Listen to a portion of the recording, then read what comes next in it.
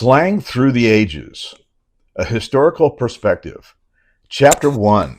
What's that you just said? The Origins of Slang, a Love Story. In the grand tapestry of language, slang is the cheeky cousin that shows up to a family gathering wearing mismatched socks and telling inappropriate jokes.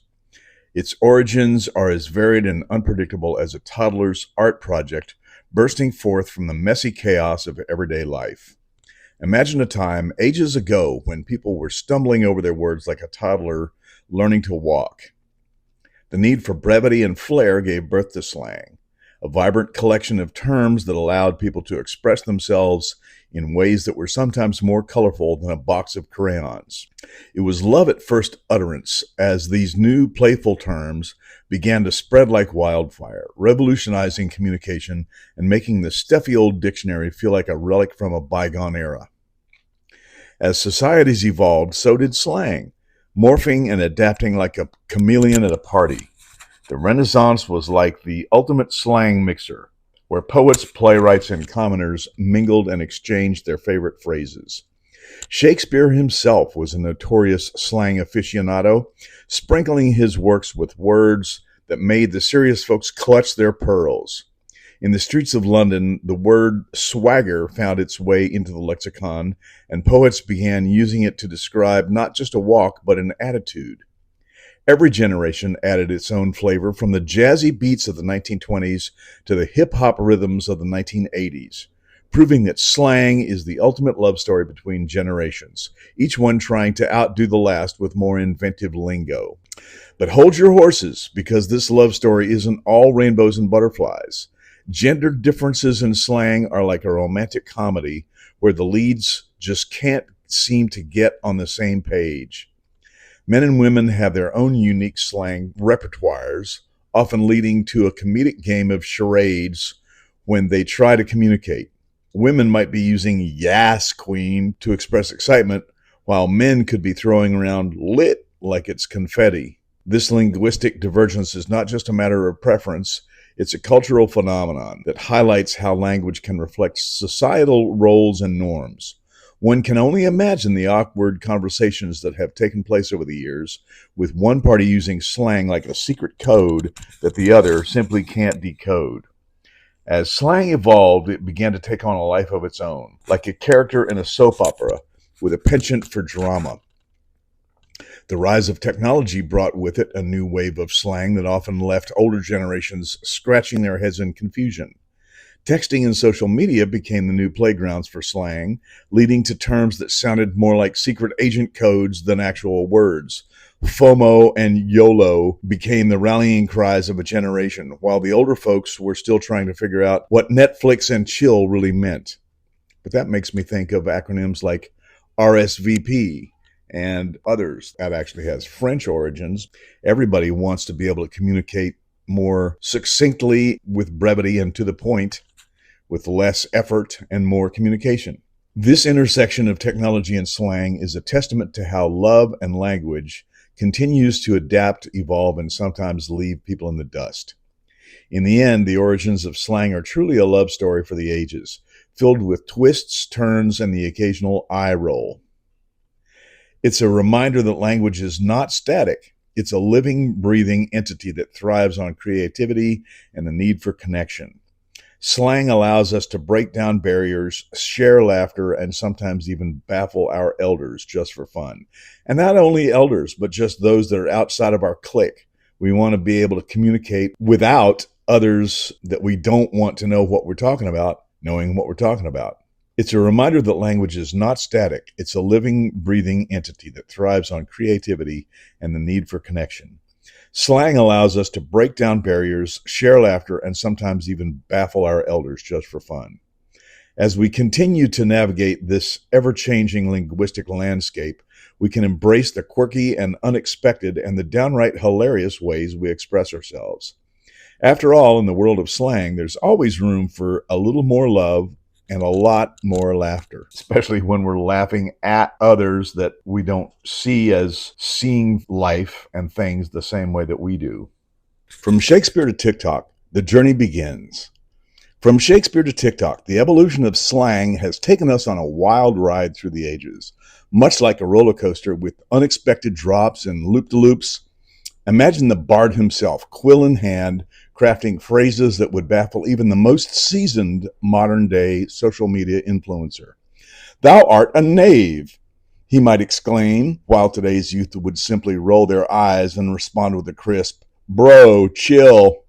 It's a linguistic journey that reveals how language morphs over time, often leaving us wondering if we're speaking the same tongue or if we've accidentally entered a parallel universe where lit means something completely different. In Shakespeare's time, slang was the secret code of the streets, a way for the cool kids to differentiate themselves from the stuffy aristocrats. It's kind of the same as it is now, I do believe. Words like zany and gloomy were all the rage, giving rise to a new lexicon that Phil managed to tickle our funny bone today. Fast forward to the 21st century, and slang has become a chameleon, changing color faster than a TikTok video can go viral. With every new generation, we find ourselves in a lexical arms race as kids concoct new terms to keep their parents scratching their heads. Who knew that sick could mean awesome, or ghosting would become the ultimate form of social avoidance? But let's not forget the role of gender in this playful linguistic dance. While Shakespeare may have penned some of the most romantic lines ever written, it's hard to imagine him navigating the minefield of modern gendered slang. Words like bay and thirsty have taken on lives of their own, often diverging in meaning depending on who's using them.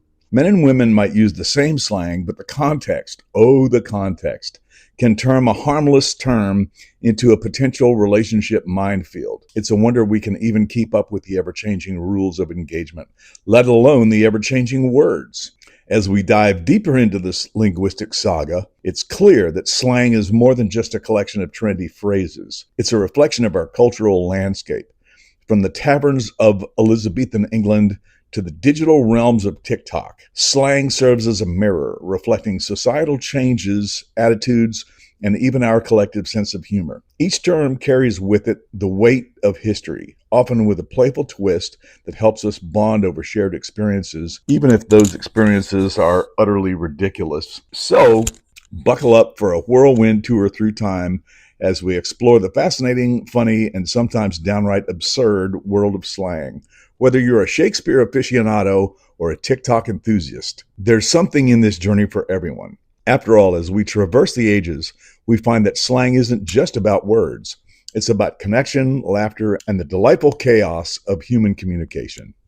Why slang is like your favorite pair of sweatpants. Imagine opening your closet and reaching for that one pair of sweatpants that fits just right. They're comfortable, a little worn, and they always seem to have a way of making you feel at home. Slang is much like those beloved sweatpants. It wraps around you in familiarity, worn in by time and usage, and it can make even the most serious conversations feel a bit more relaxed. Just as you wouldn't wear a tuxedo to binge watch your favorite series, you wouldn't throw around formal language at a casual gathering.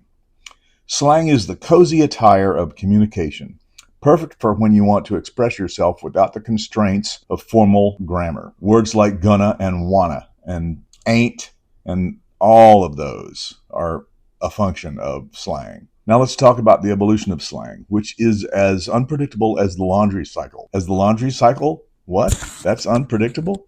One day a term is born, used joyfully by a group of friends as they navigate the complexities of life. The next day it's all over social media, and before you know it, your grandma is using it to describe her new knitting project. Just like those sweatpants that seem to grow more comfortable with each wash, slang evolves, stretching and adapting to fit the times. What was once groovy has made way for lit and groove and funk and funky. So groovy went out in the 60s and became groovin', Additionally, I think of ain't nobody got time for that, which, speaking of virility and things going viral, things that people say going viral, that's one of them. Ain't nobody got time for that. So speaking formally, ain't nobody got time for that. What was once groovy has made way for lit, and as we witness this linguistic transformation, we can't help but chuckle at how quickly our language can go from being hip to utterly outdated. Gender differences in slang usage add a fun twist to the story. Picture two friends, one a guy, the other a gal, chatting about their weekend plans. The guy might casually toss in phrases that feel like they've been plucked right out of a sports commentary, while the gal, that sounds dated, while the shouty might drop some emojis and modern references that would make a millennial proud. This isn't just a matter of preference. It's like choosing between sweatpants with pockets or without. Each choice has its own merits, and when it comes to slang, the differences can be as stark as a neon color scheme versus a simple gray. Understanding these nuances can brighten up our conversation like a fresh batch of tie-dye sweatpants. Slang also carries with it a sense of belonging, much like the comfort of slipping into your favorite sweatpants after a long day, or your PJs, or just jeans, or shorts, or underwear, chonies, as they say in Mexico and Spanish-speaking vernacular. When you're with friends and start throwing around the latest slang, there's an unspoken bond that forms. It's a secret club where the password is lit and the dress code is casual. This shared language creates a safe space where everyone feels they can be themselves, just as you feel free to lounge on the couch in your coziest attire. The beauty of slang lies in its ability to create community. It's the linguistic equivalent of a potluck dinner where everyone brings their favorite dish and you leave with a full belly and a smile. In the end, just like your favorite pair of sweatpants, slang is all about comfort and connection. It may change over time, adapting to fit the needs of each generation, but its core purpose remains the same, to help us express ourselves in the most authentic way possible. So the next time you throw on those cozy pants and settle in for a night of Netflix, remember that slang is doing the same thing for language. It's there to keep us comfortable, to make us laugh, and to remind us that no matter how serious life gets, we can always find a way to communicate with a little humor and a lot of heart. Which makes me think of the abbreviation BET that Gen Z now uses, whereas we used to say, you bet. You know, are you going to be there? You bet. Are you going to be there? Bet. Or, I need a glow up for my rig. Bet. I got you. All those things. Anyway. And now for chapter 2 of this book I'm writing with the help of AI. The book is called Slang Through the Ages, A Historical Perspective. And chapter 2 is Slang as Its Abbreviation Evolves. And this is based on my prompting. What I see slang is new abbreviations of language as each generation improves upon the previous generation's slang and abbreviates and combines more elements into one word, one syllable to communicate more efficiently and effectively. Texting is certainly a prime example of that. My favorite example is the words that we boomers still use, and that is, you bet, when saying, will you? You bet. Whereas Gen Z has shortened that to simply bet. That's an example of that. So anyway, chapter 2, slang as its abbreviation evolves. The rise of acronyms, LOL, BRB, and the rest of the crew. The rest of the crew being the other texting abbreviations. LOL is laugh out loud, of course. LMFAO is laugh my effing ass off. LMFAO, or LMAO if you're a little more polite, laugh my ass off. LOL, laugh out loud. BRB is be right back. And then we have the digital age. The digital age has ushered in a cavalcade of acronyms that have invaded our text messages, social media posts, and even our everyday conversations. Remember the days when I'm laughing out loud actually meant laughing? Now, with the arrival of LOL, those precious letters have taken over, allowing us to exhibit our mirth with a mere 3 characters. It's as if someone decided that emoting was too labor intensive and that our thumbs deserved a workout instead.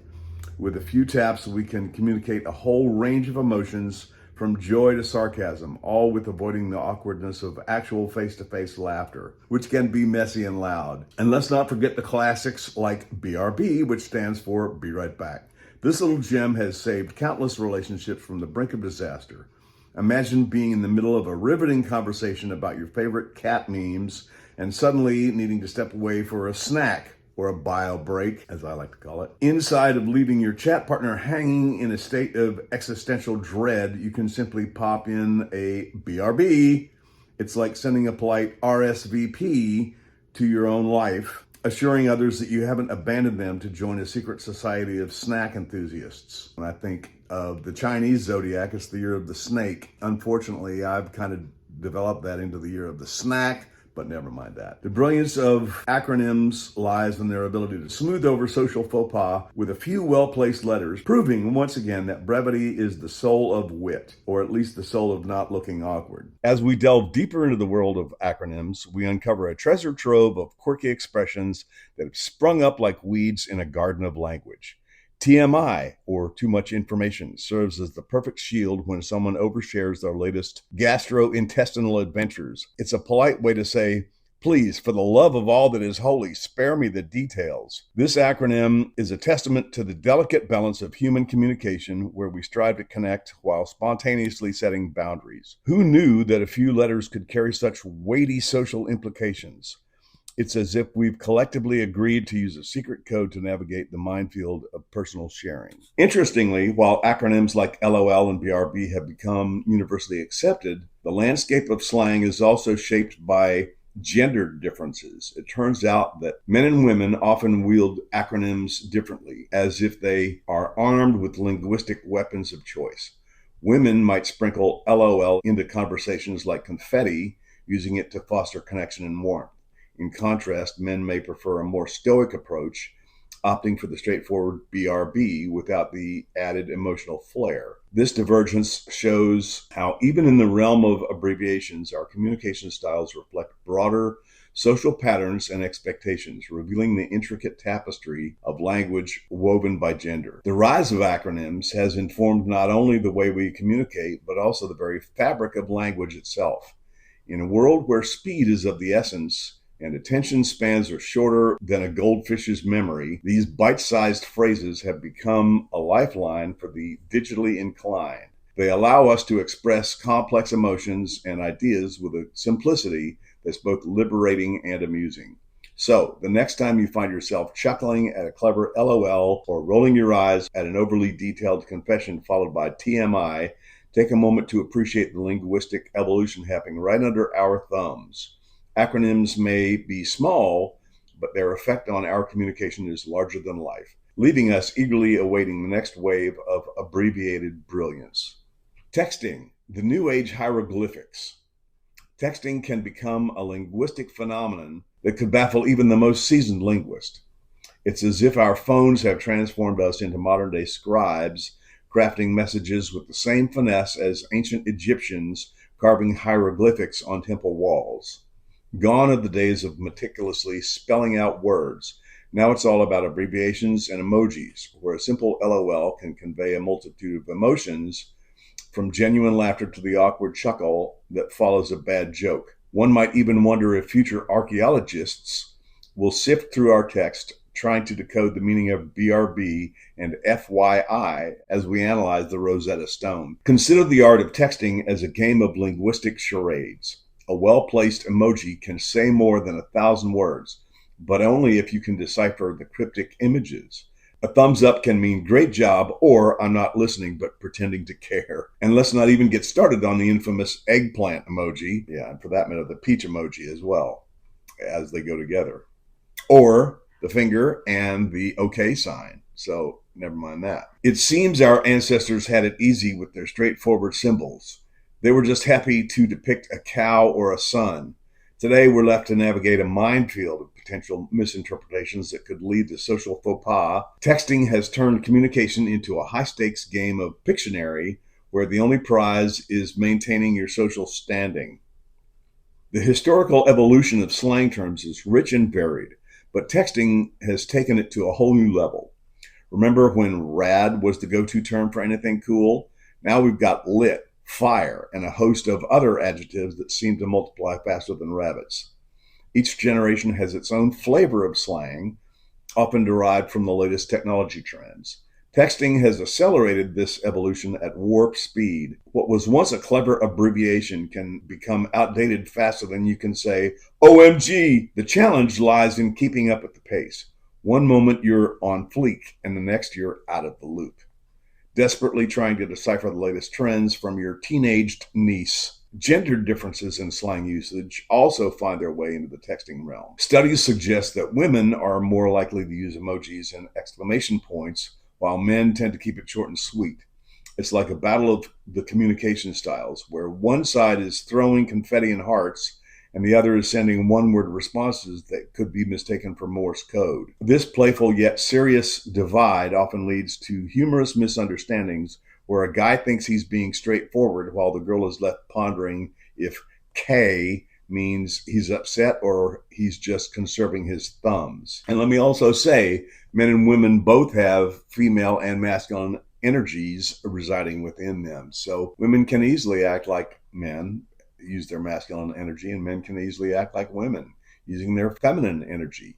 I mean, I'm a Virgo, which I think is somewhat of a feminine sign. It's an earth sign. You know, do I have more feminine energy than masculine? No. Virgo is also extremely practical, and I'm on the cusp of Virgo, with a birthday being September 21st, which makes me almost a Libra, which loves justice and beauty and all kinds of things. So whatever, I am who I am. It's nice to read about personality traits and see which ones resonate with me, but I take that stuff with a grain of salt. As we embrace this new age of hieroglyphics, it's essential to remember that texting isn't just about convenience.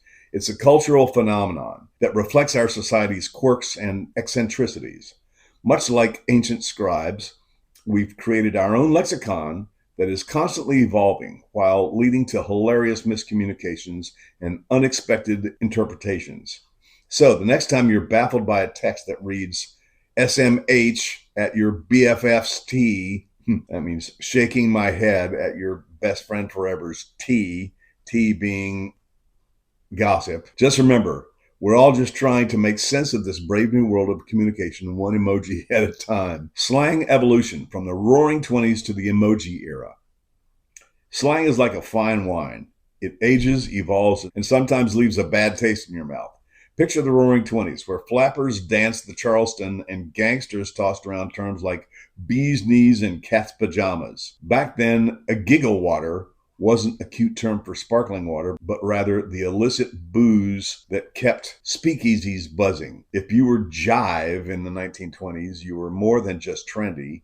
You were the life of the party. Able to throw down some serious lingo, there's another abbreviation for language. Avoiding the fuzz, and the fuzz was the police. I'm not real sure how that happened. Let me read that sentence again. If you were jive in the 1920s, you were more than just trendy. You were the life of the party, able to throw down some serious lingo while avoiding the fuzz. Fast forward to today, and calling someone the bee's knees might earn you a confused look rather than a raucous laugh. However, bee's knees is back. If you wait long enough, everything comes back in fashion. Skinny ties to wide ties to medium ties to piano ties, now it's guitar ties, etc. As decades rolled on, slang kept evolving faster than a flapper could change her hairstyle. The post-war era brought a wave of new terms with cool cats and hipsters strutting their stuff, while the 60s and 70s saw the rise of far out and groovy. Suddenly, the youth culture was talking in a language that made parents cringe. Speaking of Gen Z slang, cringeworthy, as they tried to decipher if their kids were calling them square or far out, or cringe, or Gucci. With each new generation, slang became a rite of passage, a way for the young to differentiate themselves from their elders, because nothing says, I'm an adult, like telling your parents they're totally bogus. Then came the digital age, which opened up a whole new can of worms, or maybe a can of emojis, with the advent of texting, social media, and instant messaging. Our beloved slang took a sharp turn toward the visual. The digital age actually started in the 80s, and that was a couple of decades before the internet, or a decade and a half before the widespreadness of the internet. So I beg to differ. The digital age started well before that. Who needs a 5-paragraph explanation when a simple emoji can convey emotions better than Shakespeare? A thumbs up can replace a hearty good job, and a crying, laughing face can express what words simply cannot. A picture is worth 1,000 words. It's a linguistic revolution where LOL and BRB are now the new how do you do. But let's be real. Not only has the medium changed, but so has the audience.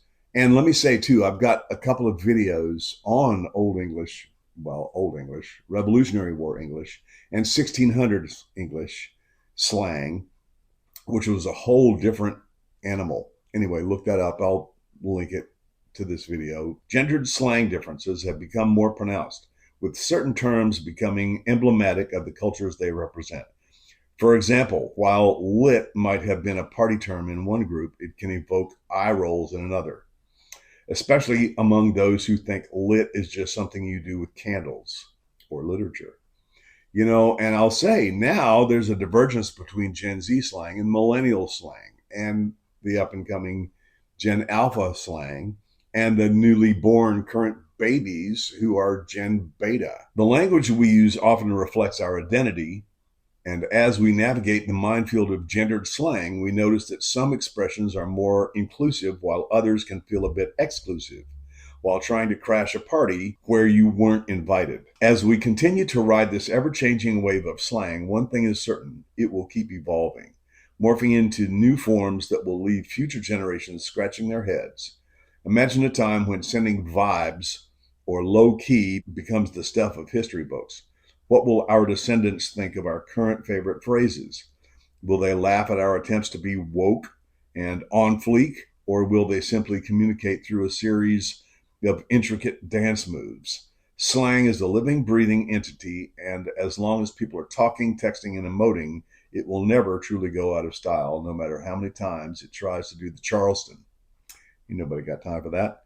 So anyway,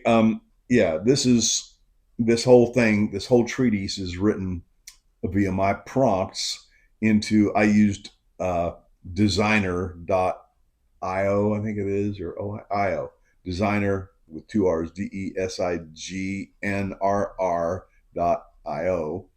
So there's the link. I'll put it in the description as well. Chapter 3 is up next. Chapter 3 of my new book that I'm working on. It's called Slang Through the Ages, A Historical Perspective, subtitled A Hysterical Perspective, because I think some of these entries are pretty freaking funny. So please refer to chapters 1 and 2 already up. I need to link them all together, which I will do as soon as possible. So this chapter has 3 subtitles, which are called Slang in the Middle Ages, The Language of Rebels, with 5 paragraphs. And the second one is the 1960s, Peace, Love, and a Whole Lot of Slang. And that also has 5 paragraphs. And I'm wondering if the reference a whole lot of slang is a whole lot of love, well, peace, love, and a whole lot of slang, or is it a whole lot of rosy?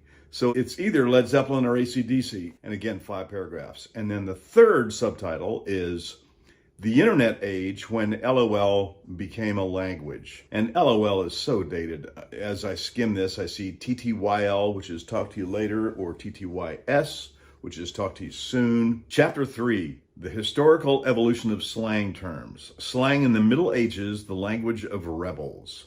Paragraph 1. Slang in the Middle Ages was like the secret handshake of society's misfits, rebels, and those who didn't quite fit into the neatly tailored tunics of the upper crust. Imagine a time where the average Jeffrey couldn't just scroll through social media to vent about their feudal lord. Instead, they had to rely on colorful vocabulary that was as much a part of their identity as their questionable hygiene. The lords and ladies might have spoken in flowery prose, but the common folk had a lexicon that could make a jester blush. Let's talk about the rogues who populated medieval towns. These were the folks who made it their mission to turn the language of the day into a delightful stew of mischief. Words like scofflaw didn't exist yet, but if they had, it would have perfectly described the scallywags who'd swipe a loaf of bread from the baker while charming his daughter with a wink. The markets were alive with exchanges that sounded like a mix between Shakespearean insults and a barroom brawl, filled with terms that could make a monk's ears turn red. The rebellious spirit of the time was reflected in phrases that told anyone who dared listen, "I'm no peasant, I'm a free spirit with a penchant for mischief." Interestingly, gender played a role in how slang was used. While men may have had their own set of bravado-laden terms for their shenanigans, women wielded their slang like a sharp dagger, often using it to navigate a world that sought to silence them. The tavern might have been a man's domain, but listen closely and you'll hear the quick-witted barmaids tossing around phrases that would make any knight's armor rattle. Women could insult a man's honor while ordering a round of ale, proving that they were not just passive listeners in the medieval drama. They were the unsung heroines of slang.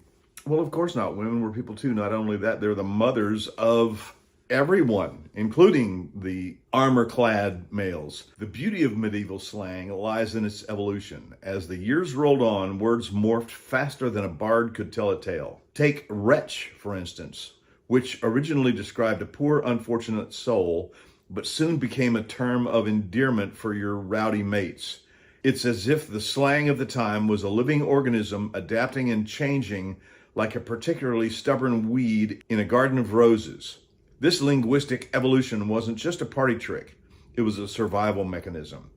In a world where you could lose your head for speaking your mind, the ability to code your message was essential. In conclusion, slang in the Middle Ages was the language of the underdog, the misfit, and the rebellious spirit. It was a way to subvert authority while sharing a laugh over a pint of mead. As these terms evolved, they not only created bonds among the common folk, but also laid the groundwork for the rich tapestry of modern slang we enjoy today. So next time you throw around a slang term, remember it's not just a casual expression. It's a nod to the rascals of history who dared to speak their minds and have a little fun while doing it. The 1960s, peace, love, and a whole lot of slang. The 1960s were a wild ride, a kaleidoscope of color and sound where peace and love collided with a lexicon that would rival any Shakespearean play if Shakespeare had lived in a commune. The decade kicked off with the rise of youth culture, and with it came a treasure trove of slang that would leave parents scratching their heads and teachers clutching their pearls. Words like groovy and far out became the linguistic equivalent of tie-dye shirts, vibrant, a bit confusing, and utterly unexplainable to anyone over 30. It was as if the English language took a hit of something psychedelic and decided to dance around a room with a bunch of flower children. That would be me. In the realm of historical evolution, the 1960s saw slang morph faster than a chameleon at a paint party. Terms often emerged from movies, music, and the counterculture movement, reflecting a society that was both rebellious and creative. Dig it became a popular way to say, I understand, while hippie entered the lexicon as a term for those who preferred flowers over suits and peace signs over stock portfolios. I think hippie meant, I forget what it stands for, but yuppie was young urban professional.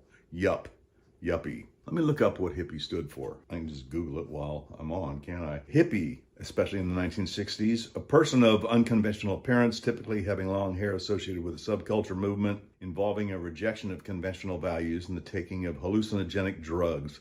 Hippies and spiritual seekers made their way to India in the 60s in search of enlightenment, kind of led by the Beatles, more or less. There is no acronym for the word hippie, but HIPPY may refer to the Home Interaction Program for Parents and Youngsters. Definition of hippie: a hippie is a person who rejects the mainstream culture and advocates for peace, love, and personal freedom. Hippies often dress unconventionally and favor communal living. They may also be called flower children. Hippie ideology: hippies opposed political and social orthodoxy and favored a nonviolent ethic. Their ideology was expressed in the Beatles song, All You Need Is Love. Hippie origins: the hippie movement emerged in the 1960s as a counterculture to the beatniks. Hippies were younger than the beatniks and preferred to call themselves freaks or love children. The word hippie came from hipster and was used to describe beatniks who moved into New York City's Greenwich Village, San Francisco's Haight-Ashbury district, and Chicago's Old Town communities. Evaluating the effectiveness of the Home Interaction Program for Parents and Youngsters. There it is again. So that's what hippie stands for? I guess so. What is hippie slang for? A usually young person who rejects the mores of established society as by dressing unconventionally or favoring communal living and advocates a nonviolent ethic. Broadly, a long-haired, unconventionally dressed young person. So, with the exception of the fact that Dr. Martin Luther King Jr. wore a suit and tie, he was all about nonviolent protest. So I guess he could be considered a well-dressed hippie. So how about that?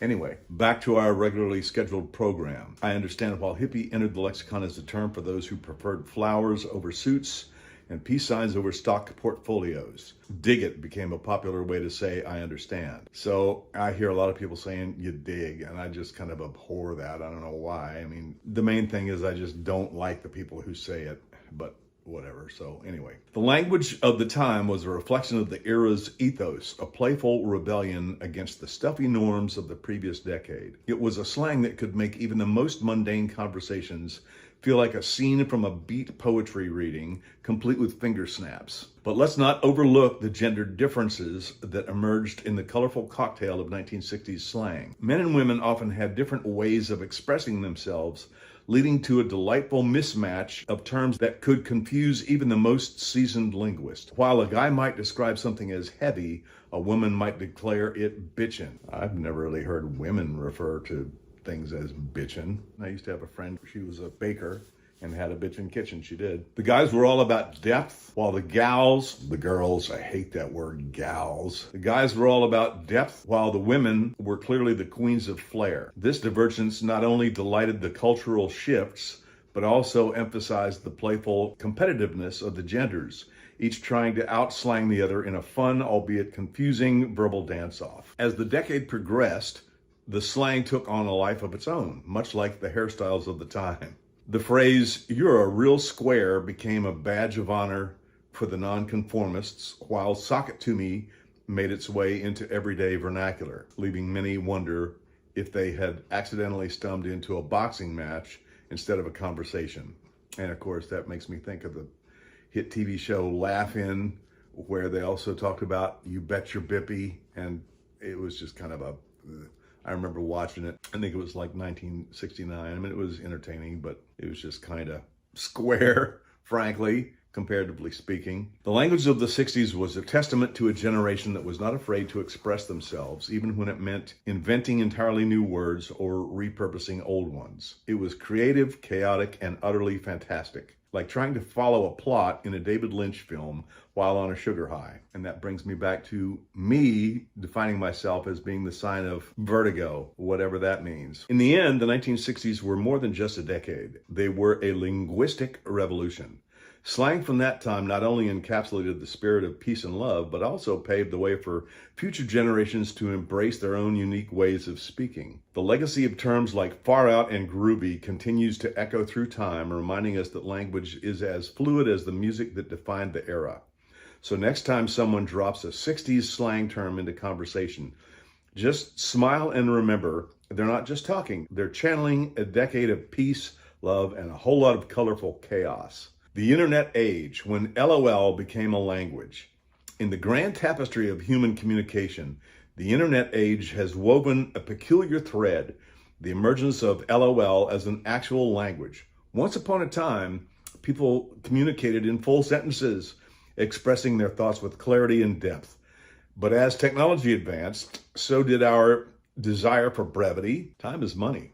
Enter LOL, a simple yet revolutionary acronym that transformed the way we express laughter. It's as if the digital world collectively agreed that typing out, "I find that amusing," was far too cumbersome when you could simply slap down 3 little letters and call it a day. I mean, I don't say LOL in conversation, in live conversation. As with any language, LOL has evolved, taking on meanings far beyond its original intent.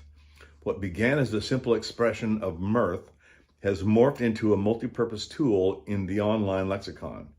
Need to lighten the mood? LOL. Want to soften a critique? LOL. Feeling awkward? You guessed it, LOL. This linguistic chameleon has become so versatile that one might argue it deserves its own entry in the Oxford English Dictionary, or at least a spot on a hipster's list of words I use to sound trendy.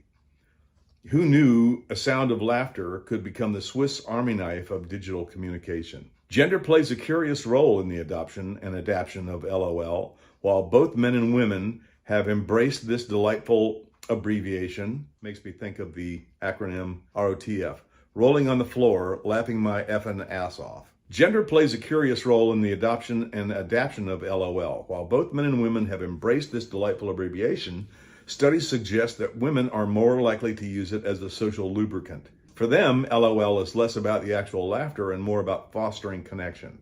Men, on the other hand, might use it more sparingly, often reserving it for moments when they actually find something funny, or when they want to appear relatable while secretly trying to maintain their mysterious, brooding persona.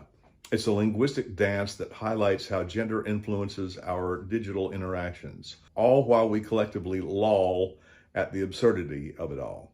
All while we collectively LOL at the absurdity of it all. That being said, I have to defend mothers, women, a bit, and that is, women, by virtue of the fact that they have a womb, see their children, especially their best children, their most beautiful and their brightest children, as their highest achievement, their greatest accomplishment. And I would too if I was a woman. That being said, that nurturing nature of a woman to inspire their children to engage in conversation with them is how they learn their children's personality and help to direct its development. And that they see that certainly as kind of their job. And we see that as kind of their job, frankly. So, yay, women. Now, let's not forget the offshoots of LOL. The internet, in its infinite wisdom, has gifted us a plethora of variants. And here we are, ROFL, LMAO, and the ever controversial LMFAO. Each variation carries its own weight and context, much like how a fine wine can vary from a robust Cabernet Sauvignon to a cheeky rosé. Some might even argue that these acronyms reflect the emotional intensity of the laughter being conveyed. After all, if LOL is a polite chuckle, ROFL is a full-on belly laugh that might just require a change of pants. This evolution shows how language morphs to fit the needs of its users, resulting in a vibrant, if slightly chaotic, digital dialect. In the end, the rise of LOL as a language in its own right is a testament to human creativity and adaptability. We've taken a simple expression and spun it into a cultural phenomenon that descends generations and geographical boundaries. As we continue to navigate this wild world of online communication, one can't help but wonder what other acronyms will take flight in the future. Perhaps one day we'll find ourselves in deep philosophical debates about the true meaning of BRB and TTYL. Until then, let's raise our virtual glasses and toast to LOL, a language that proves laughter, even when abbreviated, is truly universal. And that's the end of chapter 3. We've taken a simple expression and spun it into a cultural phenomenon that transcends generations and geographical boundaries. Yes. That gave rise to me wanting to do some research on international Gen Z slang.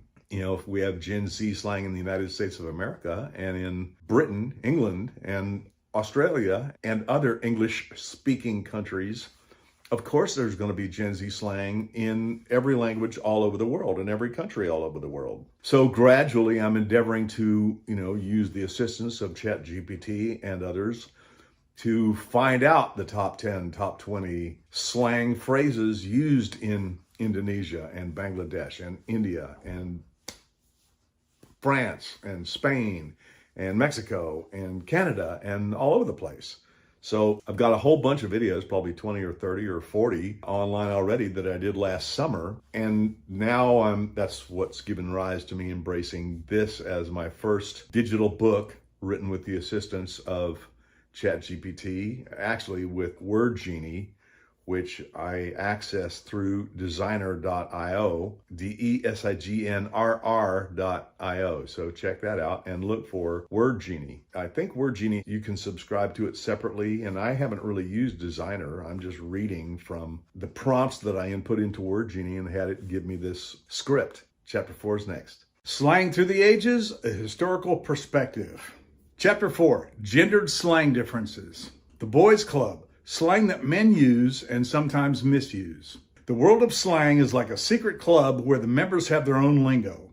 And for the most part, it's a boys' club. You know the type, a group of guys huddled together throwing around terms that sound like they were created in a lab for maximum confusion.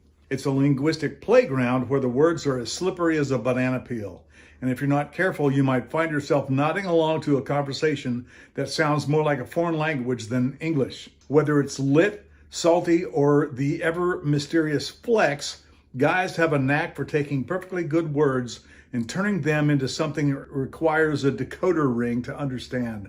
Remember those? I think decoder rings came in Cracker Jacks, I do believe. Anyway, let's dive into the funny world of male slang, where the meanings of words can shift faster than a sports car on a racetrack. Take sick, for example. In the world of teenage boys, if something is sick, it's not a matter of health, it's a compliment. Meanwhile, if an older gentleman uses the same term, he might just be expressing genuine concern for your well-being. It's like they're speaking two different dialects of the same language. And don't get us started on dope. One minute, it's a prized possession of the coolest kid in school, and the next, it's a nostalgic throwback to the days of yore when it actually described something entirely different. And really, modern slang needs to go past Gen Z and into Gen Alpha. Blobbity, blobbity, skibbity. Then there's the art of misusing slang, which is practically an Olympic sport in itself. Picture this, a well-meaning dad trying to connect with his teenage son, dropping terms like fire to describe the latest video game. But instead of applause, he gets a face palm and an eye roll that could launch a spacecraft. The gap between generations is a chasm, and sometimes the bridge is made of all the words that have lost their meaning along the way. It's a classic case of dad trying too hard, which can lead to a whole new set of slang. Cringe, lit, and no cap, all of which might leave him wondering if he just ordered a pizza or joined a gang. And part of what makes slang so fun is misusing it. And that's how slang gets started in a lot of ways, is using words in ways that they weren't necessarily designed for, just for fun. I mean, slang is just people having fun. And let's not forget the gender differences in slang. For some reason, men have developed a language that often revolves around food, sports, and questionable life choices, while women seem to have a whole different vocabulary related to feelings, relationships, and, well, more feelings. And not really all that sound life choices. I mean, women make questionable life choices as well, especially in their choice of men, and women get plenty drunk. Women have more and more male spirit. But anyway, more on that later. It's like guys are running around in their own mini universe where bro and dude are the official greetings, while women are crafting sentences filled with emotional depth and a sprinkle of sarcasm. If you were to listen in on a conversation between the two, you might think they're discussing two entirely different topics. And in a way, they probably are. In the end, the boys' club of slang is a wild and wonderful world where words are tossed around like confetti, creating a colorful tapestry of communication that's often as baffling as it is entertaining. Men may be the kings of their slang castle, but every now and then an outsider stumbles in, raising eyebrows and shaking heads. So whether you're an aficionado of the latest male slang or just a curious observer trying to navigate the minefield of modern language, remember that the boys' club is as much about bonding over shared confusion as it is about the words themselves. The real secret? Just smile, nod, and hope for the best. Next section, ladies' lingo, the secret language of women. The elusive ladies' lingo, a secret language so cryptic that even Google Translate throws up its virtual hands in defeat. For centuries, women have developed a rich tapestry of slang that could make even the most seasoned cryptographer sweat. From the days of flapper dresses and jazz to the age of social media influencers, women have always had a knack for creating terms that are as colorful as a peacock strutting its stuff. Who knew that spill the tea didn't involve actual tea, but was more about the juicy gossip that could make even the most stoic of grandmothers clutch their pearls? Take the word basic, for instance. It started as a harmless descriptor for someone with a wardrobe full of Ugg boots and pumpkin spice lattes. However, it has evolved into a full-blown cultural critique. If you hear a woman saying she's so basic, you can bet your bottom dollar that they're not just talking about someone's choice of footwear. No, they're calling out an entire lifestyle choice that's as predictable as a rom-com plot twist. The beauty of this term is how it effortlessly slices through the small talk and gets straight to the heart of the matter, like a hot knife through butter, or perhaps more accurately, like a well-aimed eye roll at a brunch table. Now, let's not overlook the phenomenon of girl code, a slang term that transcends generations and serves as the ultimate unspoken agreement among women. It's like a secret handshake, but instead of a physical gesture, it's a collection of rules that dictate everything from which boyfriends are off limits to the appropriate response when someone asks, "Do I look good in this?" If a woman breaks girl code, it's akin to committing treason. The rest of the squad will swiftly provide a collective gasp, followed by a series of side-eye glances that could scale Mount Everest in intensity. It's a language that, when spoken, resonates with a universal understanding, making it clear that women are as much a sisterhood as they are individuals. When you delve into the historical evolution of women's slang, you find a delightful mix of rebellion and resourcefulness. Women have used slang not just to communicate, but as a means of empowerment. Terms like badass and boss babe have emerged from the underground, showcasing a shift in how women see themselves and wish to be seen. These terms are not just a way to describe a fierce attitude, they're battle cries in a world that has often tried to box women into tidy little categories. And let's be honest, who doesn't want to be a badass while sipping their green tea and discussing the latest Netflix documentary? As we wrap up this exploration of ladies' lingo, it's clear that this secret language is anything but mundane. It's a vibrant, ever-evolving lexicon that reflects the changing tides of society, culture, and of course the whims of women. So next time you hear a group of women chattering away, don't just eavesdrop, embrace the chaos and humor of their slang. Because in the end, whether it's about serving looks, spilling tea, or breaking girl code, ladies' lingo is here to stay, and it's packed with enough sass to keep anyone on their toes. Section 3. When slang gets sassy. Gender and the art of insulting. In the colorful world of slang, insults have always held a special place, particularly when they come wrapped in a gendered bow. Picture this, a group of friends bantering back and forth, each trying to outdo the other with the most cleverly crafted put-down.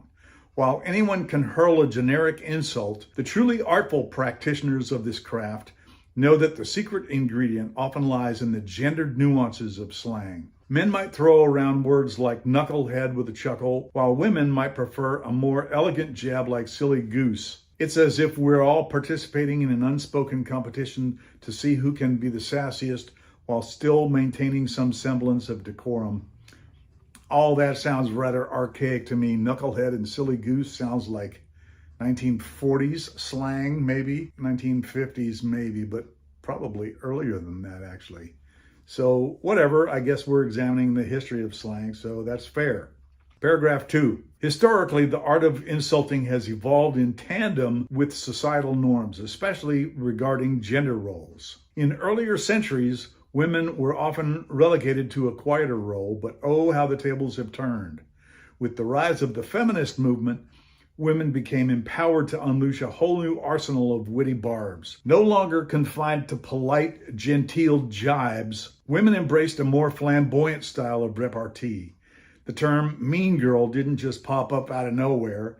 It was a culmination of centuries of pent-up sass waiting to be unleashed upon the unsuspecting. Meanwhile, men in their traditional bravado often resorted to the classic man-up insults, oblivious to the fact that their attempts at masculinity could be just as hilarious when they backfire. As the years rolled on, the lexicon of insults tailored for each gender began to take on a life of its own. The gender differences in slang are not only amusing, but also reveal much about social expectations. For instance, a man who calls another man a wimp is merely tapping into the age-old tradition of toughening each other up. Conversely, a woman might call her friend a hot mess with a wink, both acknowledging the chaos and celebrating the camaraderie. These insults reveal more than just the cleverness of the speaker. They also reflect the intricate dance of gender dynamics in our everyday lives. That said, let's not forget the delightful absurdity that comes from crossing these gender lines.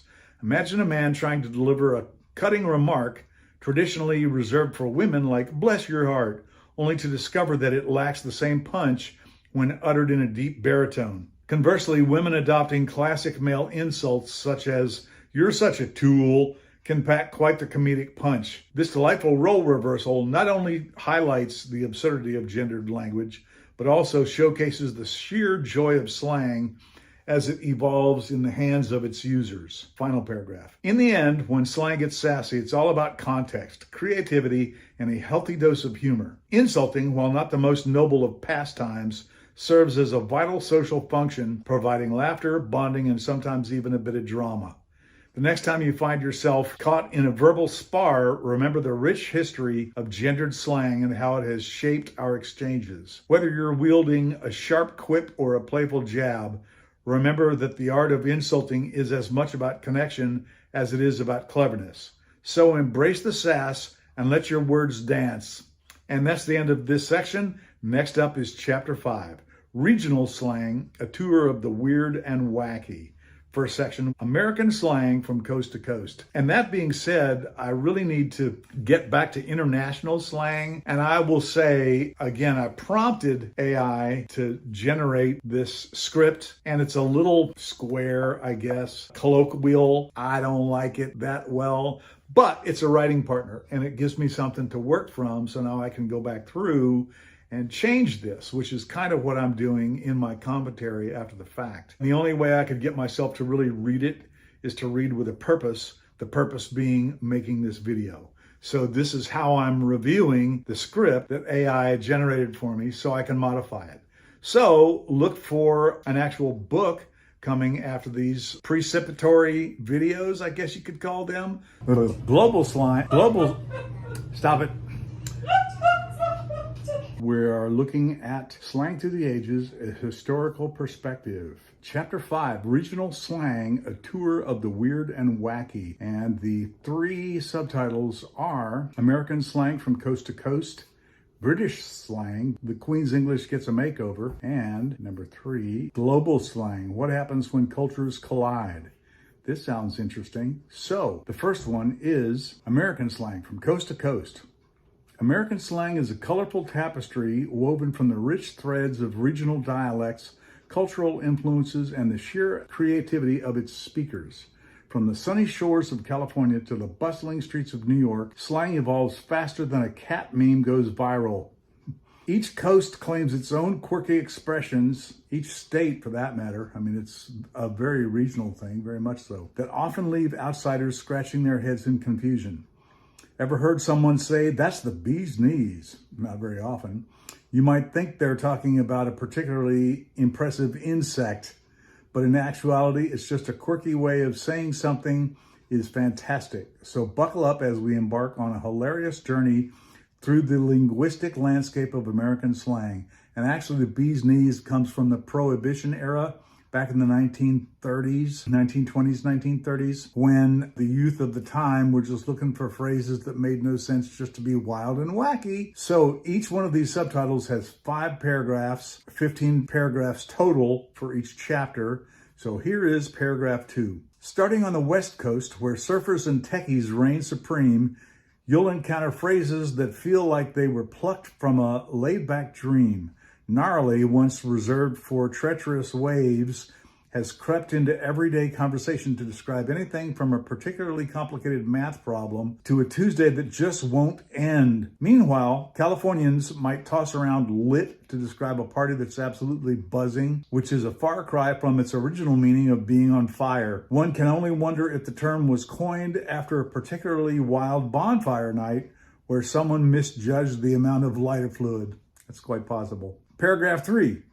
Traveling westward, we land in the heart of New York City, where the slang is as fast-paced as the subway system. New Yorkers have a unique flair for turning ordinary words into something that packs a punch.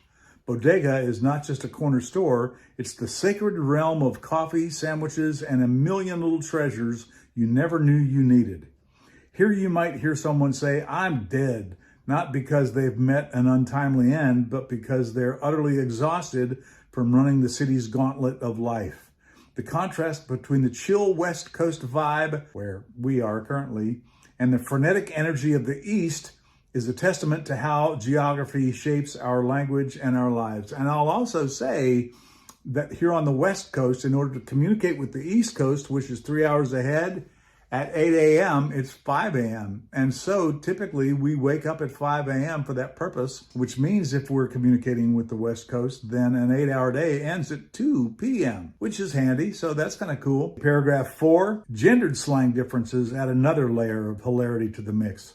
While bro may be the go-to term for a male friend on one coast, You'll find the ladies flipping the script with girl boss to celebrate their empowered selves. It's a classic case of same game, different players. You might hear a guy saying, "That's so sus," when he's skeptical about a friend's choice of snack, while a girl might describe a particularly dramatic hair flip as serving looks. These playful distinctions serve as a reminder that language is not just a tool for communication, it's also a playground where identities are expressed and stereotypes are hilariously upended.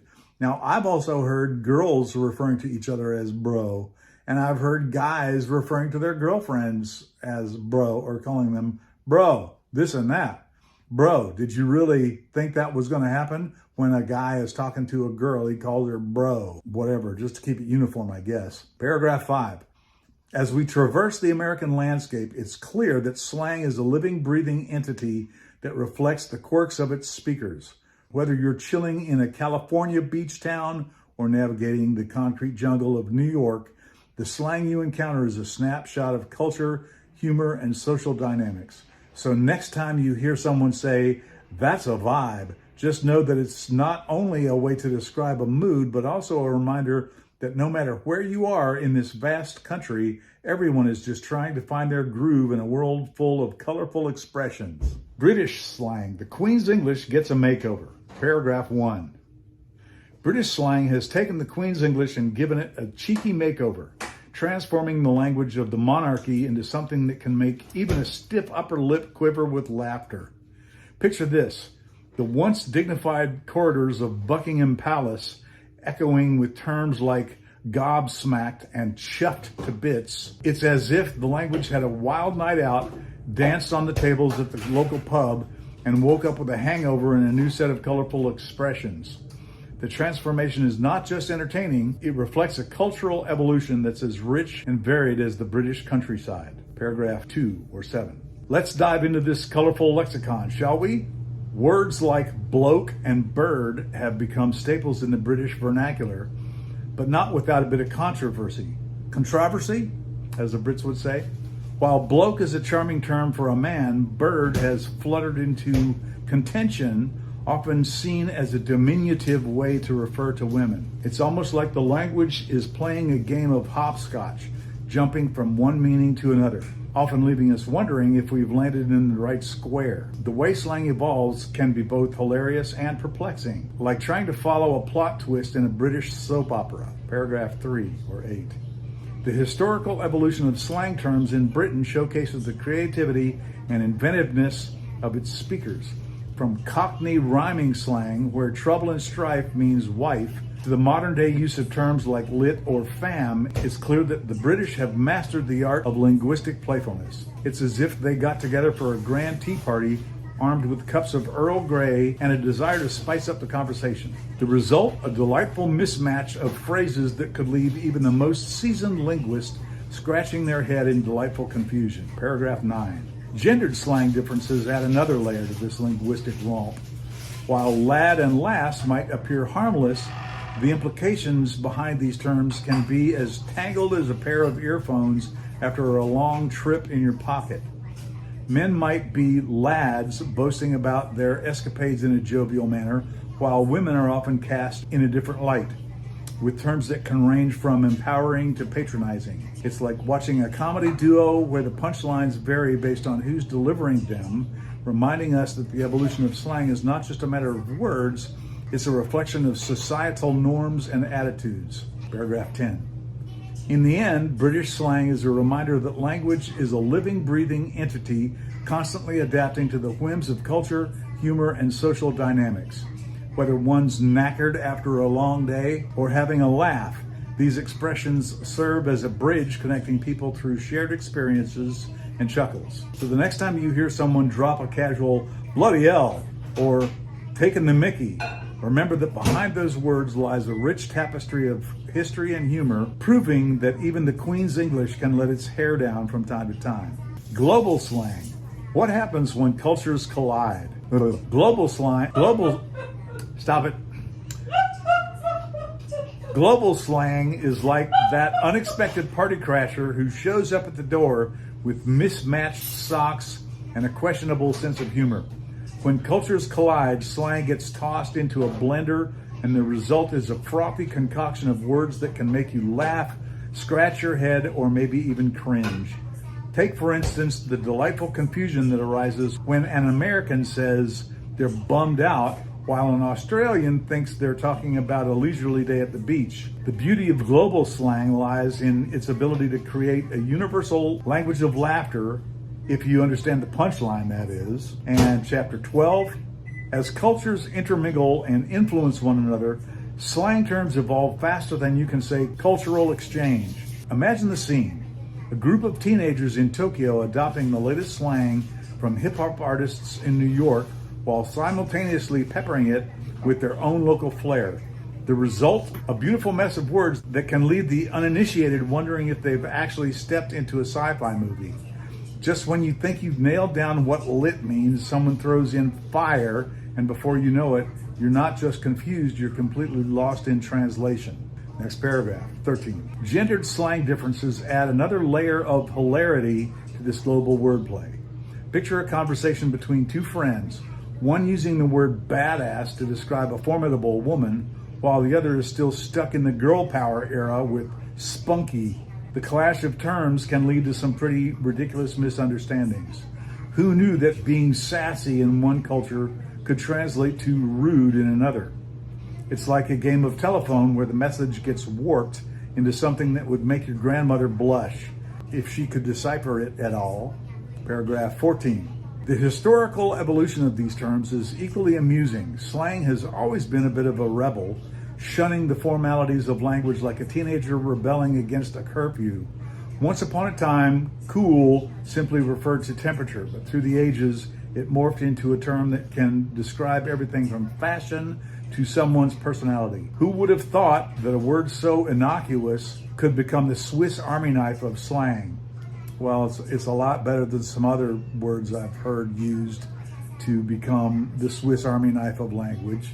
One starts with F, and it's not fire truck. As cultures collide, these words take on lives of their own, sometimes becoming unrecognizable in the process, much like that cold pizza you left in the fridge.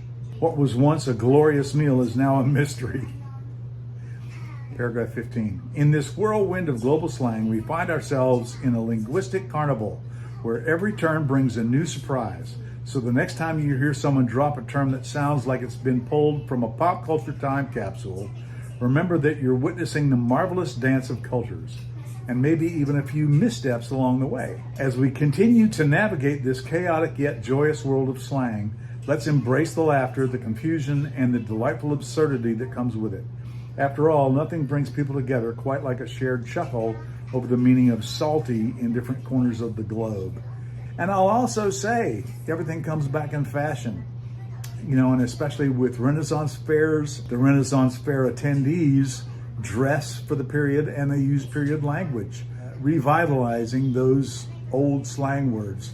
The slang word huzzah comes to mind. I don't think that's quite Renaissance period, but rather colonial period, 1600s.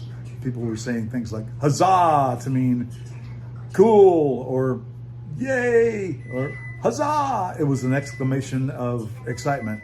Chapter 6 is next. Chapter 6, the future of slang, predictions and speculations. Will slang ever go out of style? Spoiler alert, nope. Paragraph 1. Slang is like that one friend who shows up at every party no matter how many times you tell them the theme has changed. Why would that keep them from showing up to the party? You might think that slang would eventually pack its bags and disappear into the abyss of linguistic history, but let's face it, it's here to stay. As long as humans communicate, we'll find ways to sprinkle our conversations with colorful expressions that often leave the uninitiated scratching their heads. From far out to lit, slang evolves, but it never really goes away. So take a deep breath and prepare to embrace the chaos of ever-changing vernacular. On to paragraph 2. Consider the historical evolution of slang terms. Each generation has its own unique brand of lingo, serving as a linguistic fingerprint of its time.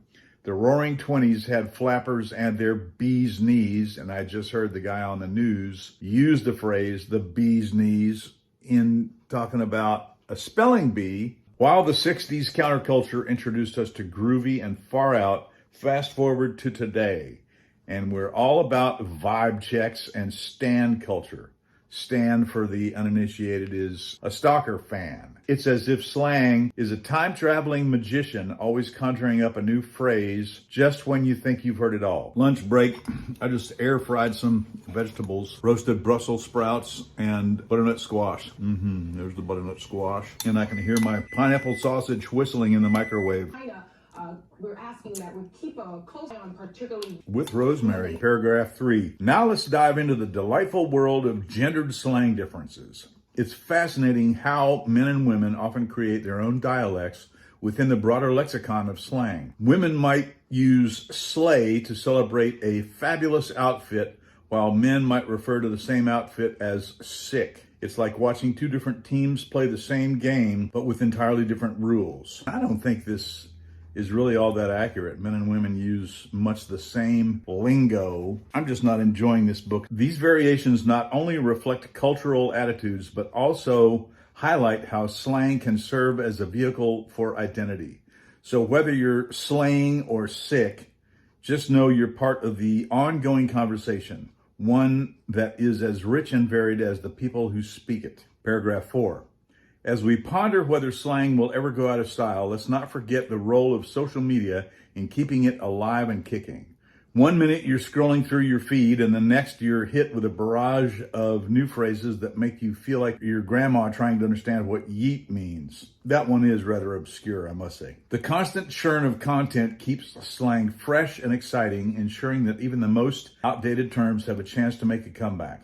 After all, what's old is new again. Is slang the ultimate trendsetter? No, slang follows the trends. Slang is not the trendsetter. Paragraph 5. In conclusion, the answer to the question whether slang will ever go out of style is a resounding no. It's woven into the fabric of language, adapting and evolving as society changes. So the next time someone rolls their eyes at your use of on fleek, just smile and remember that they're probably using their own version of slang that will sound just as ridiculous in a few years. Embrace the ebb and flow of language and know that as long as humans have been talking, slang will keep crashing the party.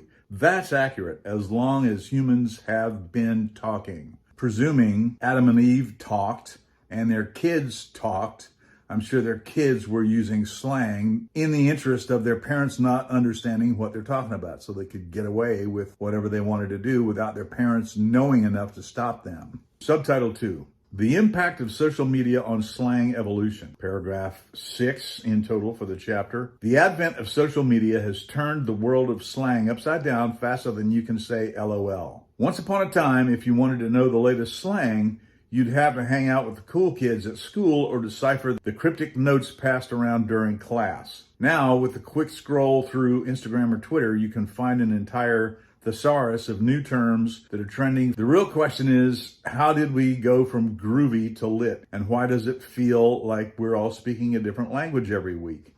And the answer is, with each generation and or subgeneration, they're trying to have their own identity, number one, and they're also trying to be clandestine from their parents and from their teachers and from other people knowing what they're talking about, or even that they're talking. We used to use American Sign Language so we could talk to each other during class without making any noise. Paragraph 7. One of the most amusing aspects of social media-driven slang evolution is the sheer speed at which phrases go from obscurity to ubiquity. A term can start in one obscure corner of the internet, maybe a meme or a TikTok dance challenge. And before you know it, your grandmother is dropping yeet in casual conversation. It's as if slang has become the ultimate game of telephone where each user adds their own flair, and by the end, you're left wondering whether on fleek means your eyebrows are well groomed or if you're just very excited about your new pair of socks. Paragraph 8. Of course, we can't ignore the role of gender in this wild world of slang. Social media platforms provide a stage for different groups to showcase their unique vernaculars. You might notice that while some phrases gain traction in male-dominated gaming communities, others blossom in the floral paradise of influencer culture. This leads to a delightful mismatch of language where slay and boss babe coexist with savage and bruh. It's like a linguistic potluck where everyone brings their favorite dish and you end up with a buffet of conflicting tastes that somehow manages to please everyone. Paragraph 9, let's not forget the occasional cringe factor that comes with this rapid evolution. Take finesse, for instance. It went from being a smooth way to achieve something to being turned into a meme about sneaking snacks into the movie theater. Social media users have an uncanny ability to take a perfectly respectable word and twist it until it resembles a pretzel. It's like watching your favorite childhood toy being used in a bizarre TikTok challenge. Sure, it's entertaining, but you can't help but feel a bit nostalgic for the days when cool simply meant cool and not cool beans or coolio. Paragraph 10. In the end, social media is both the villain and the hero of slang evolution. It democratizes language, allowing anyone with a smartphone and a sense of humor to contribute to the ever-evolving lexicon. At the same time, it creates a whirlwind of new phrases that can make even the most seasoned slang aficionado feel like they've stepped into a time warp. As we navigate this chaotic landscape, one thing is certain: the language of the internet will continue to grow and change, leaving us all to ponder what on earth sus really means. And as a musician, I think of sus as a suspension, a suspended note from a previous chord, like a sus4 or even a sus2 or a sus9. Typically from the Bach era, sus was a sus4. So sus stood for suspended. Now it stands for suspect. Where in the world shall we go for our next video about international slang? Code Livre. I know a guy there. He's in the government, actually. He went to college here in San Diego. He has 2 PhDs in conflict resolution. Great guy. Hilaire. Subheading 3. What will our grandkids laugh about? Us. Picture this: a group of teenagers huddled around their holographic devices, chuckling at the ancient texts of their ancestors. They stumble upon our current slang, and between fits of giggles, they try to decipher the meaning of words like lit, fam, and yeet. To them, it's as if we were speaking in an alien dialect. They might imagine we were referring to some bizarre ritual involving fire and family gatherings, or worse, that yeet was a form of greeting used in the prehistoric era. The absurdity of our language will likely be a source of endless embarrassment. I disagree with that. Think about us analyzing the slang from, say, the 1930s, the Prohibition era. It's been around for 100 years, so we're well acquainted with the meanings. I mean, yes, the language is a little archaic, and we might chuckle at some of the goofy words, like bee's knees, but we know what they mean. Paragraph 12. Historical evolution plays a significant role in this comedic future. Just as we laugh at the slang of the 1920s, who wouldn't chuckle at the notion of the bee's knees or cat's pajamas? Next-gen kids will undoubtedly find the lexicon of the early 21st century to be a treasure trove of hilarity. They'll marvel at how we used words like bail to mean leaving a situation, rather than our ancestors' more literal interpretation of escaping from prison. The irony of using ghosting to describe someone vanishing from a conversation will likely leave them in stitches, picturing actual ghosts. Gendered differences in slang will also provide rich material for their laughter. Imagine a future where slay is understood universally, but girl boss is seen as an archaic term for women in leadership. Our grandkids may find it hilarious that we felt the need to gender our slang so distinctly. They'll laugh at how we used man up to encourage bravery, while the equivalent phrase for women was likely something entirely different, possibly involving a reference to a tea party. The thought of our efforts to empower versus the banter of a future generation will be a comedic cultural clash to behold. Paragraph 14. Moreover, the societal norms surrounding language will also tickle their funny bones. They'll wonder why we insisted on using adulting as if it were a verb worthy of celebration. To them, it might seem ridiculous that we needed a term to describe the mundane acts of life, like paying bills and grocery shopping, actions that are as intrinsic to existence as breathing.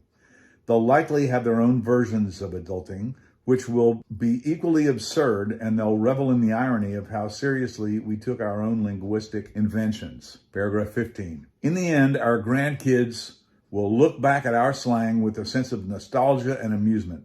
They'll see it as a snapshot of a time when we were trying to navigate the complexities of life using a language that often felt like a game of charades. As they laugh about our quirky expressions in gendered terms, they'll be reminded of their own linguistic evolution, wondering what they'll be saying in a few decades that will leave their own descendants rolling their eyes and giggling at the absurdity of it all. Slang for all ages, bridging generations. And I'm basically just reading this to myself. I wouldn't be reading this if I wasn't making a video. Paragraph 1. Teaching grandma to text can feel like preparing for an expedition into uncharted territory.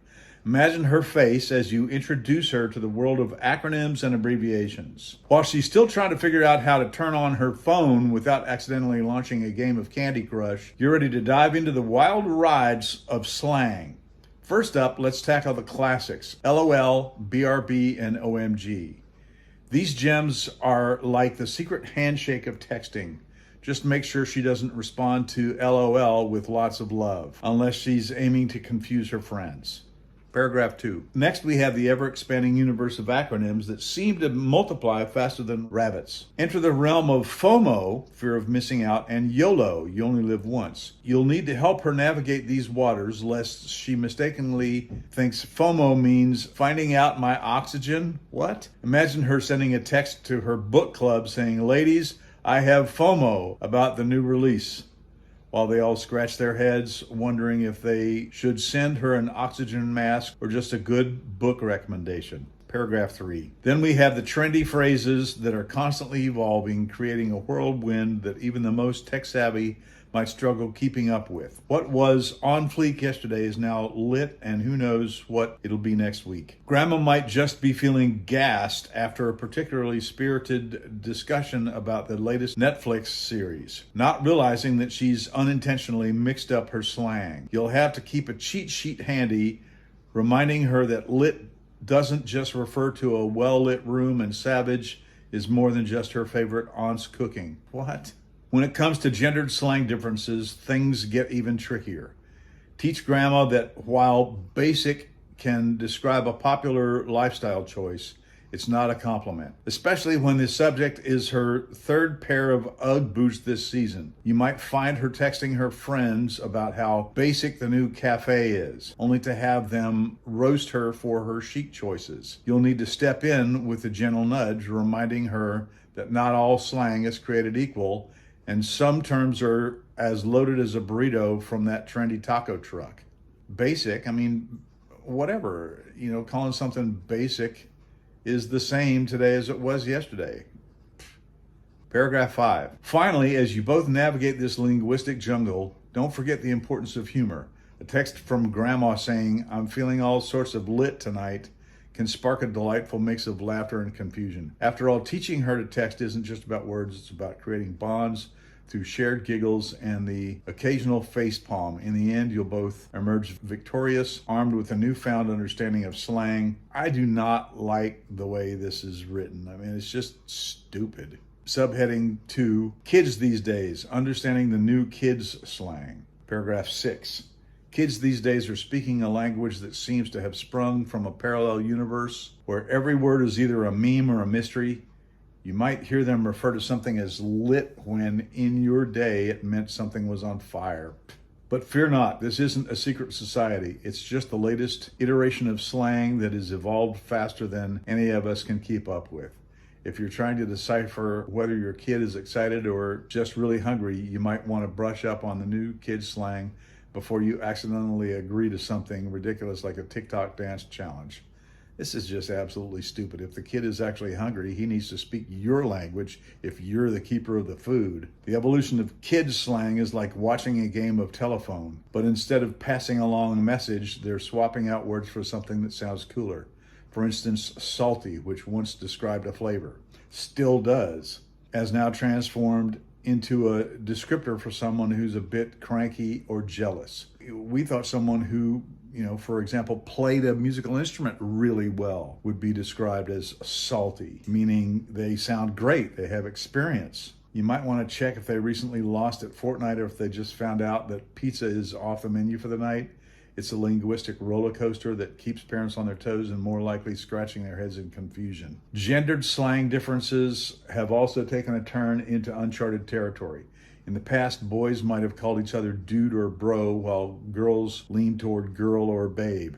Not even. Girls call each other dude and bro. But today the lines are blurrier than ever with a mix of terms that could make a linguist's head spin. Boys might call each other queen as a term of endearment. What? While girls might throw around fam like they're part of a secret club. I think it's probably the opposite. Girls might call each other queen as a term of endearment. Black guys throw around fam like they're part of not even a secret club. They're part of the fam.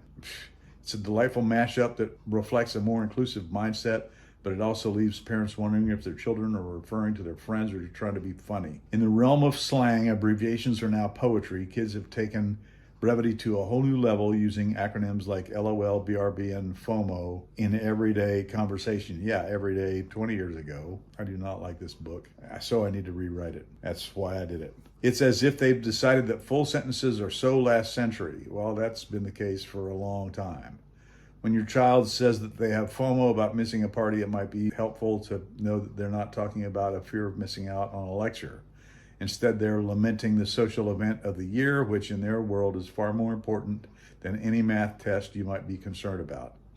Ultimately, understand new kids' slang is like trying to decode an ancient text, but with fewer hieroglyphics and more emojis. It's a world where words are fluid, meanings shift faster than trends on social media, and context is everything. So, as you navigate this brave new world of slang, remember to keep your sense of humor intact. After all, if kids can adapt and change their language so effortlessly, surely we can find a way to join in the fun. Section 3, Family Game Night, Slang as Universal Language. Family Game Night is a sacred tradition, a time when competitive spirits clash over board games and card decks, all while the stakes remain delightfully low. In the midst of the friendly chaos, a unique language emerges, slang. It's a universal tongue that transcends generations, connecting grandparents to grandkids through the shared hilarity of game rules and strategic trash talk. As players gather around the table, the room buzzes with an eclectic mix of slang that reflects each player's unique background. The older generation might toss around phrases like groovy or far out, while the younger crowd throws in some savage or fire. The result?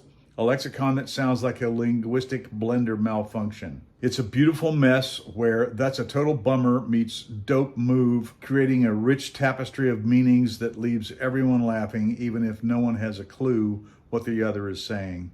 I really need to rewrite this. This is horrible. You know, I tried to overlook it for the first 5-6 chapters. Now I'm in chapter 7 and it's horrible. So next paragraph.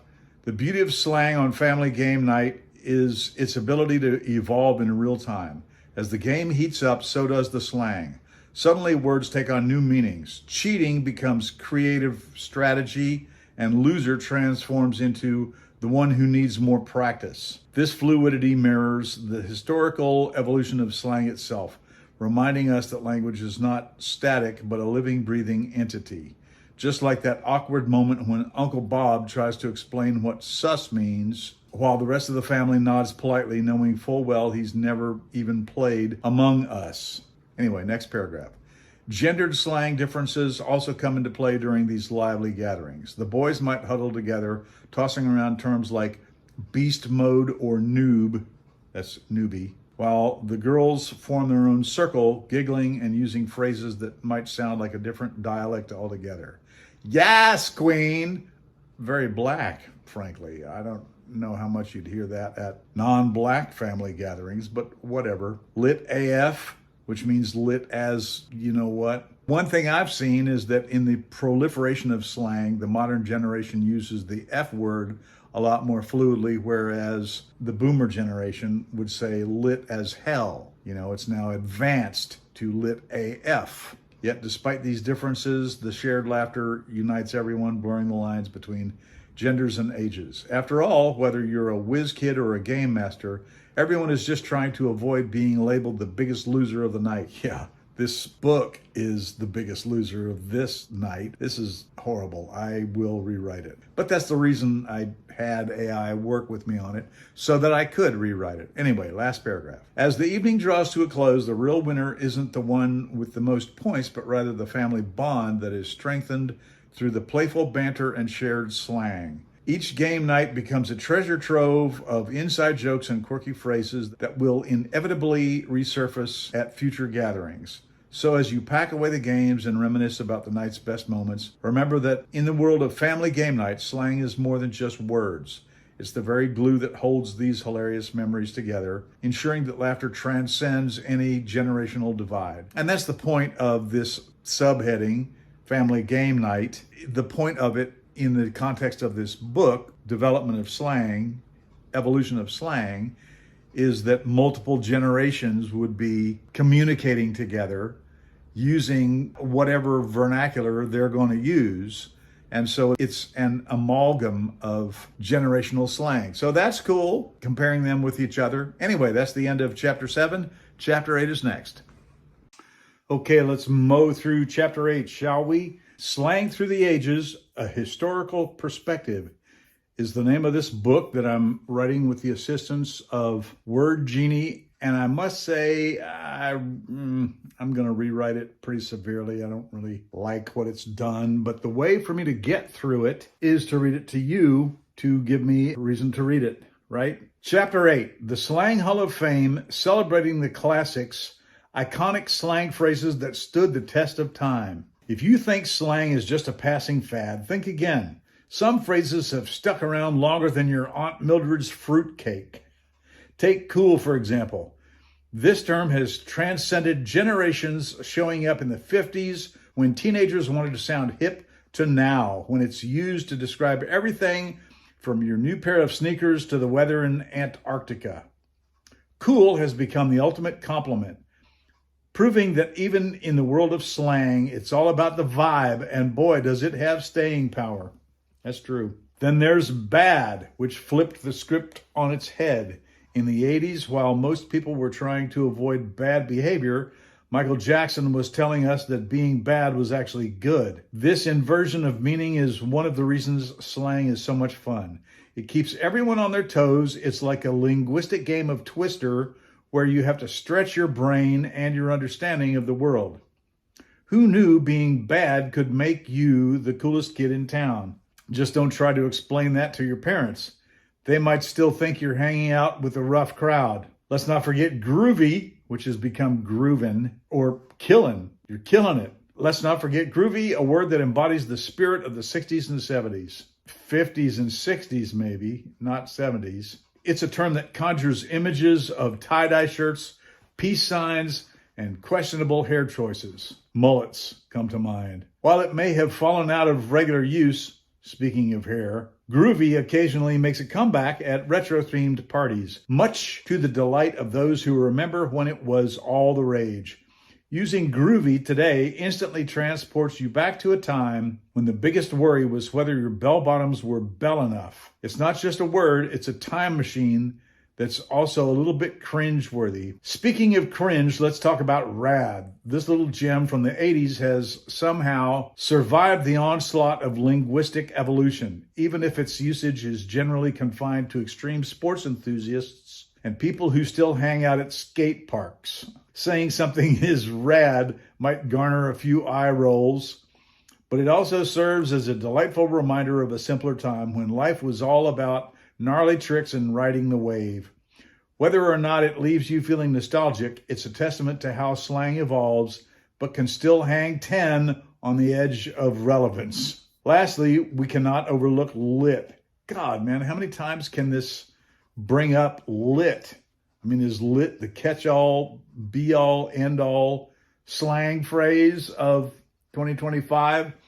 Cool, I think, would be more like what that is. I mean, rad has kind of faded.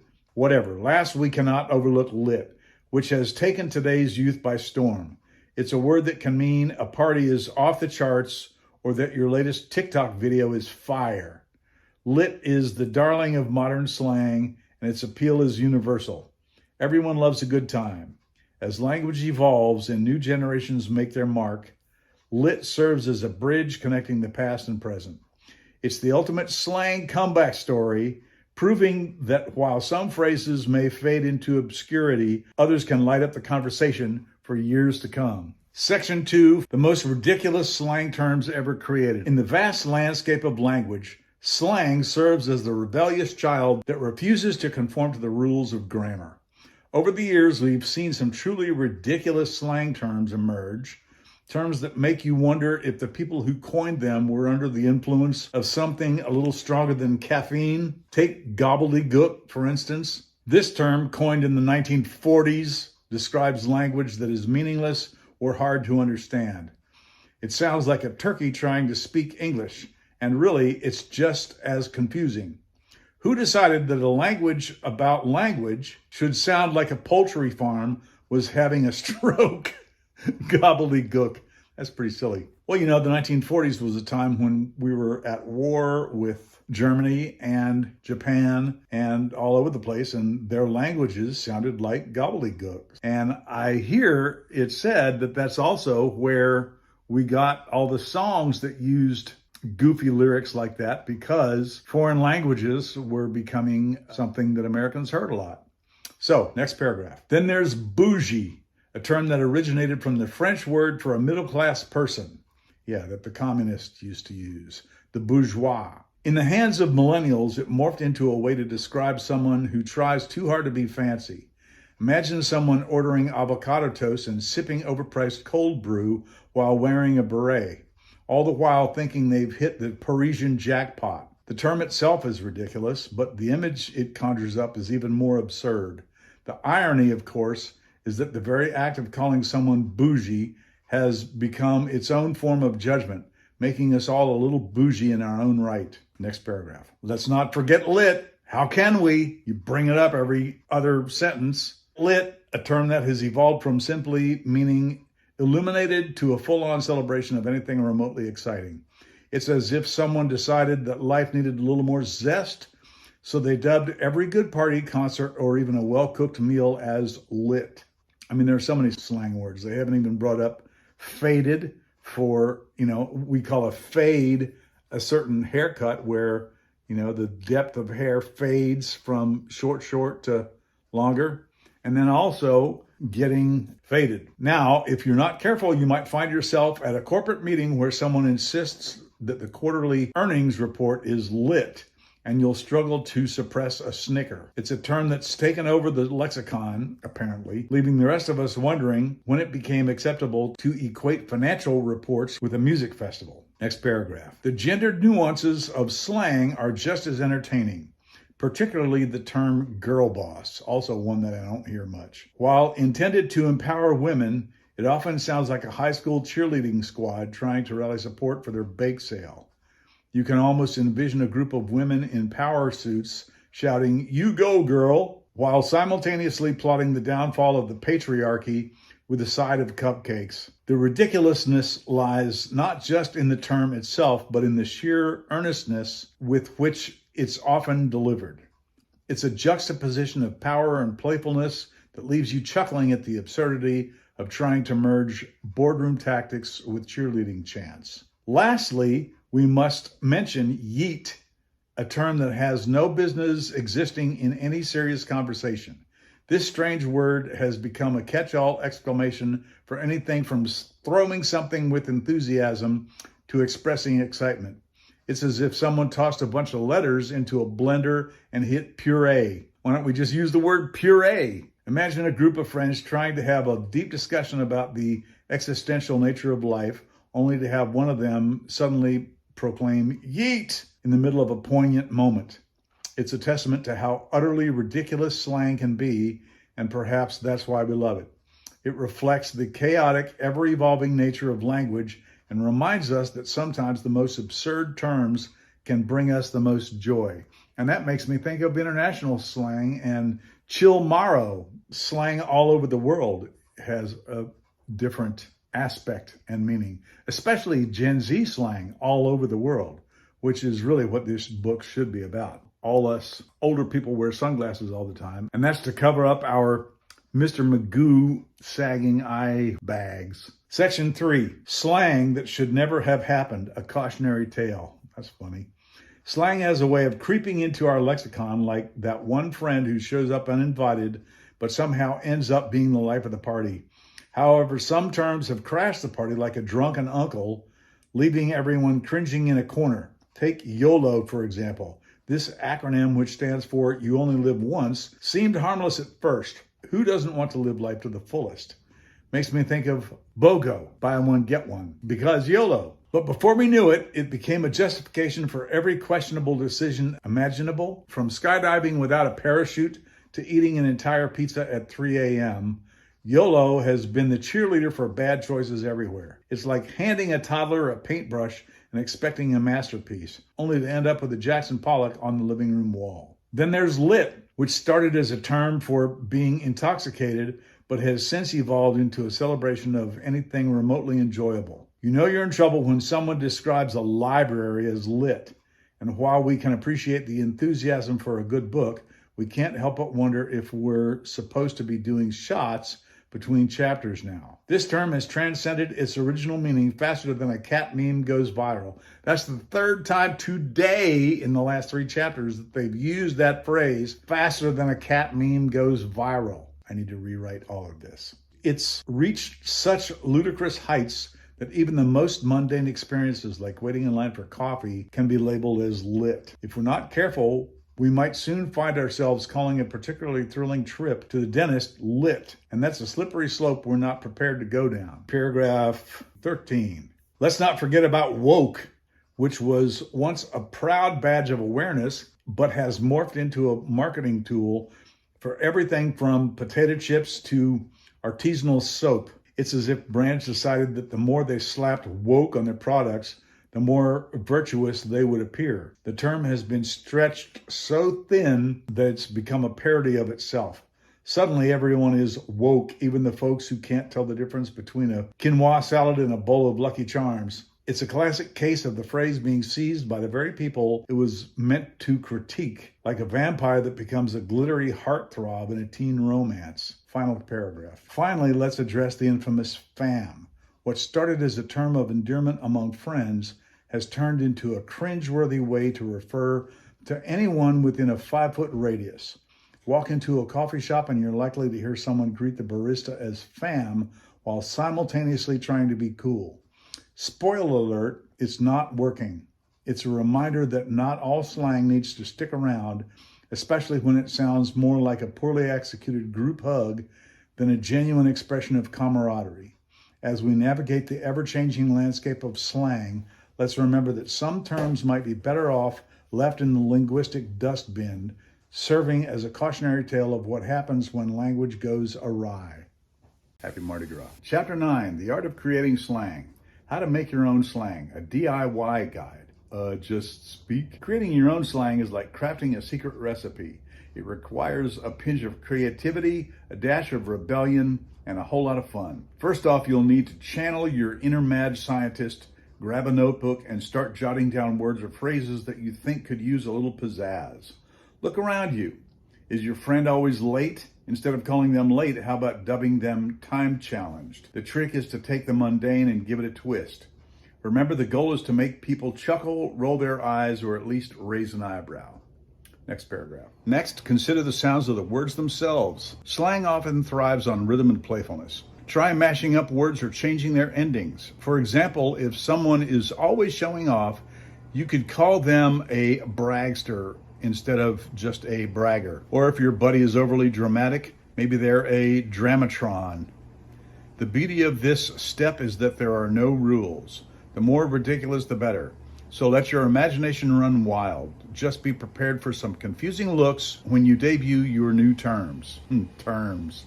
That's an interesting turn of words. Paragraph 3. Now let's talk about the power of context. Slang is all about the situation in which it's used. Picture this. You're in a room with friends and someone spills a drink. Instead of saying, oops, how about a collective, whoa, was that a liquid explosion? Context not only gives your slang meaning, but also makes it more memorable. When you use your newly minted terms in the right situations, you'll find they catch on faster than a viral cat video. Again, really? Let's do something new. When you use your newly minted terms in the right situations, you'll find they catch on fast. Just make sure your audience is in on the joke. Otherwise, you might end up sounding like a confused alien at a human social gathering. Another key ingredient in your DIY slang recipe is to consider your audience. Gendered slang can add layers of humor or confusion depending on how it's used. If you're in a group of friends who love to poke fun at stereotypes, you might create a term that playfully addresses a common trait. For instance, calling someone who's always losing their keys a key casualty can spark laughter while also poking fun. Just tread lightly. The goal is to bring people together with a good laugh, not to offend or alienate anyone. Man, AI could really use some help with its quote-unquote sense of humor. Finally, don't forget the importance of repetition. Use your slang regularly and encourage your friends to do the same. The more you say it, the more natural it will feel, and soon enough, you'll find everyone tossing around your creations like they're the hottest new trend. Just remember, as with all great things, not every term will stick. Some will flop spectacularly, while others will soar. Embrace the process, don't be afraid to fail, and most importantly, have a blast while you're crafting your own unique lexicon. The rules of slang, or lack thereof. Slang is a bit like a rebellious teenager. It refuses to conform to the rules set by its parents, which in this case are the dictionaries. And the thing to consider is, why are the rules set by the parents? And the answer is for the parents' benefit, not for the kids' benefit necessarily. And that's why it is kids seek to find a workaround to them and for them. And the same can be said here in our HOA complex.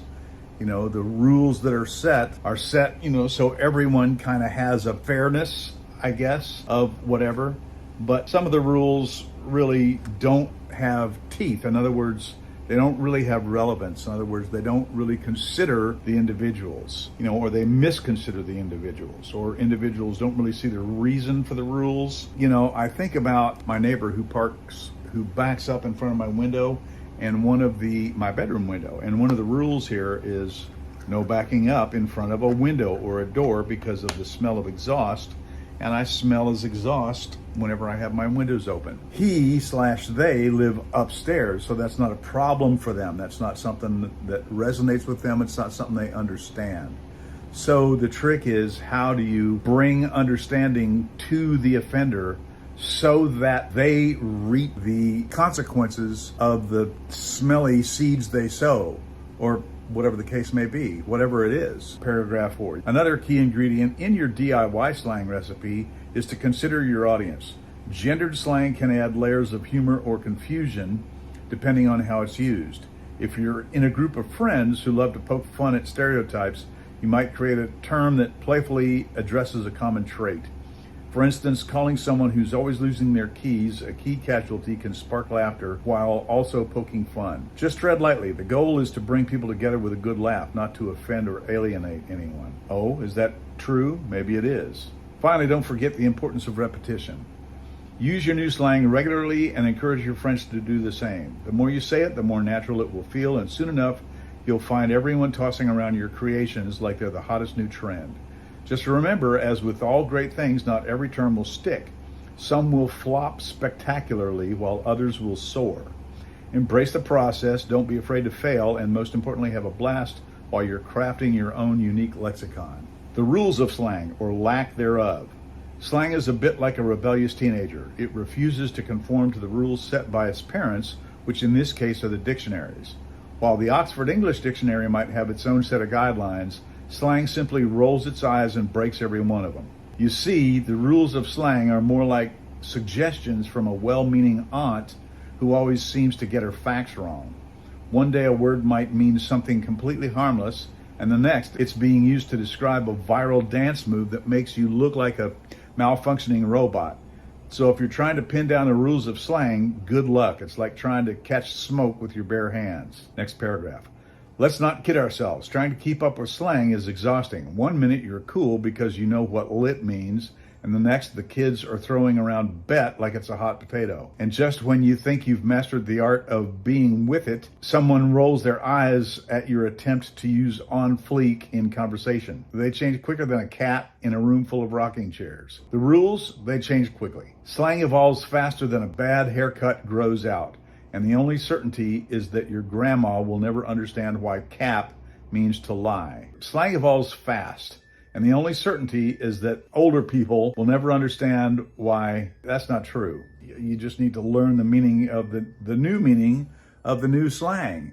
I mean, it's just a matter of knowing, and either you know or you don't know. And once you know, then you know. Now let's dive into the historical evolution of slang terms. Throughout the ages, slang has embraced its role as the linguistic trickster, morphing from the Elizabethan zany to the modern extra. It's like watching a chameleon at a paint factory. Back in the day, slang was often a badge of honor among specific groups, whether it was sailors, criminal, or hipsters on their fixies. Each generation took the existing slang, sprinkled in some creativity, and called it a day. The result? A delightful potpourri of words that often sound like they were created during a group brainstorming session after too much caffeine. One thing's for sure, words are made up by somebody. Of course, we can't ignore the nuances of gender when it comes to slang. Men and women have their own unique dialects, often leading to some amusing misunderstandings. For instance, a man might call something bad, meaning it's good, while a woman might use bad to describe her ex who stole all of her hoodies.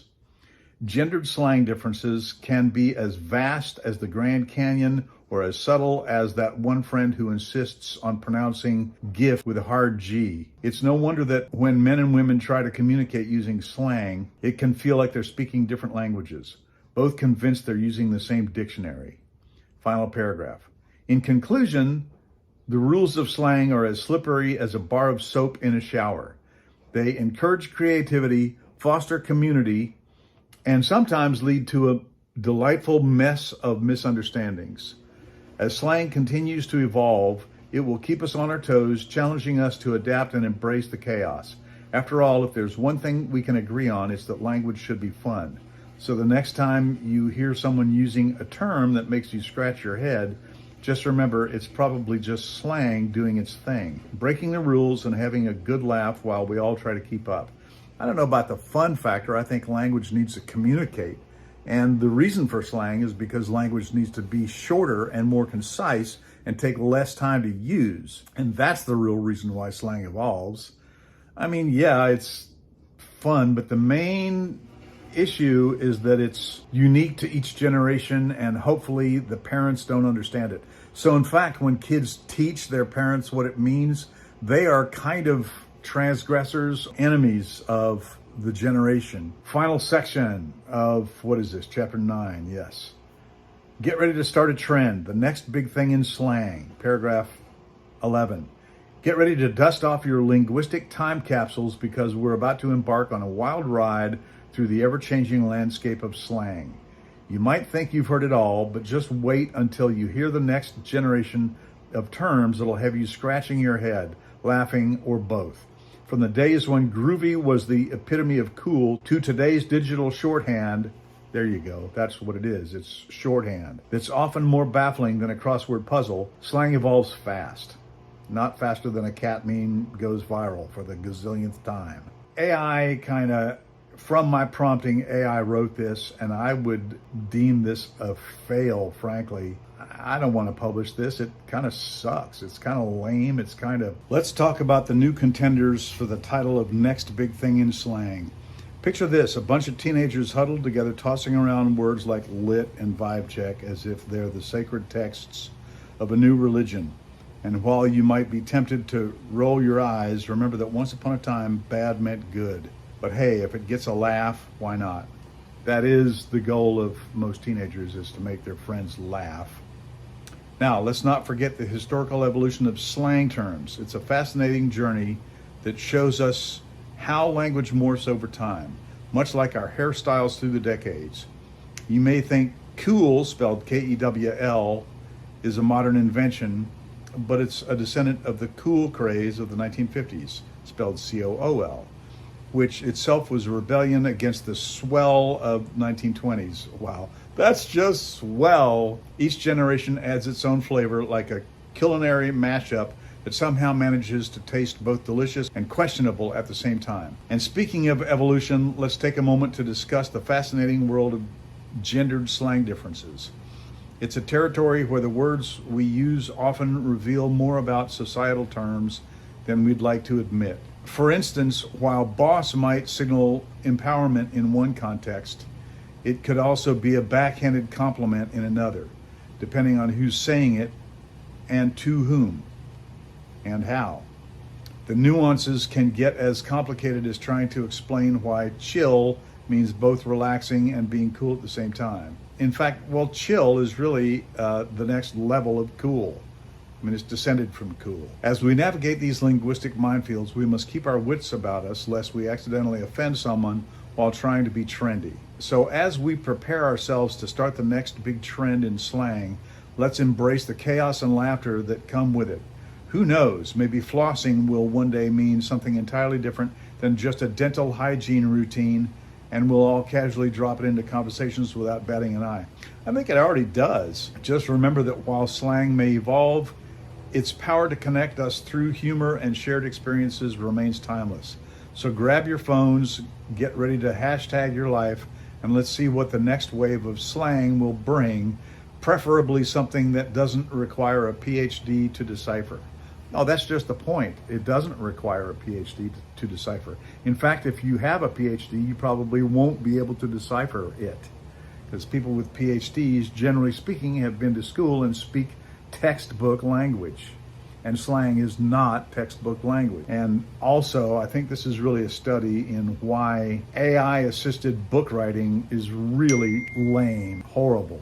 I mean, it's a good partner to bounce ideas off of, but other than that, it is not finished product. Chapter 10, Conclusion. Slang is here to stay. Duh. That's like saying language evolution and evolution in general are here to stay. Embracing change. Why we should love slang. Embracing change is the spice of life. And when it comes to language, nothing adds more flavor than slang. Picture this, a world where everyone speaks like they just stepped out of a textbook.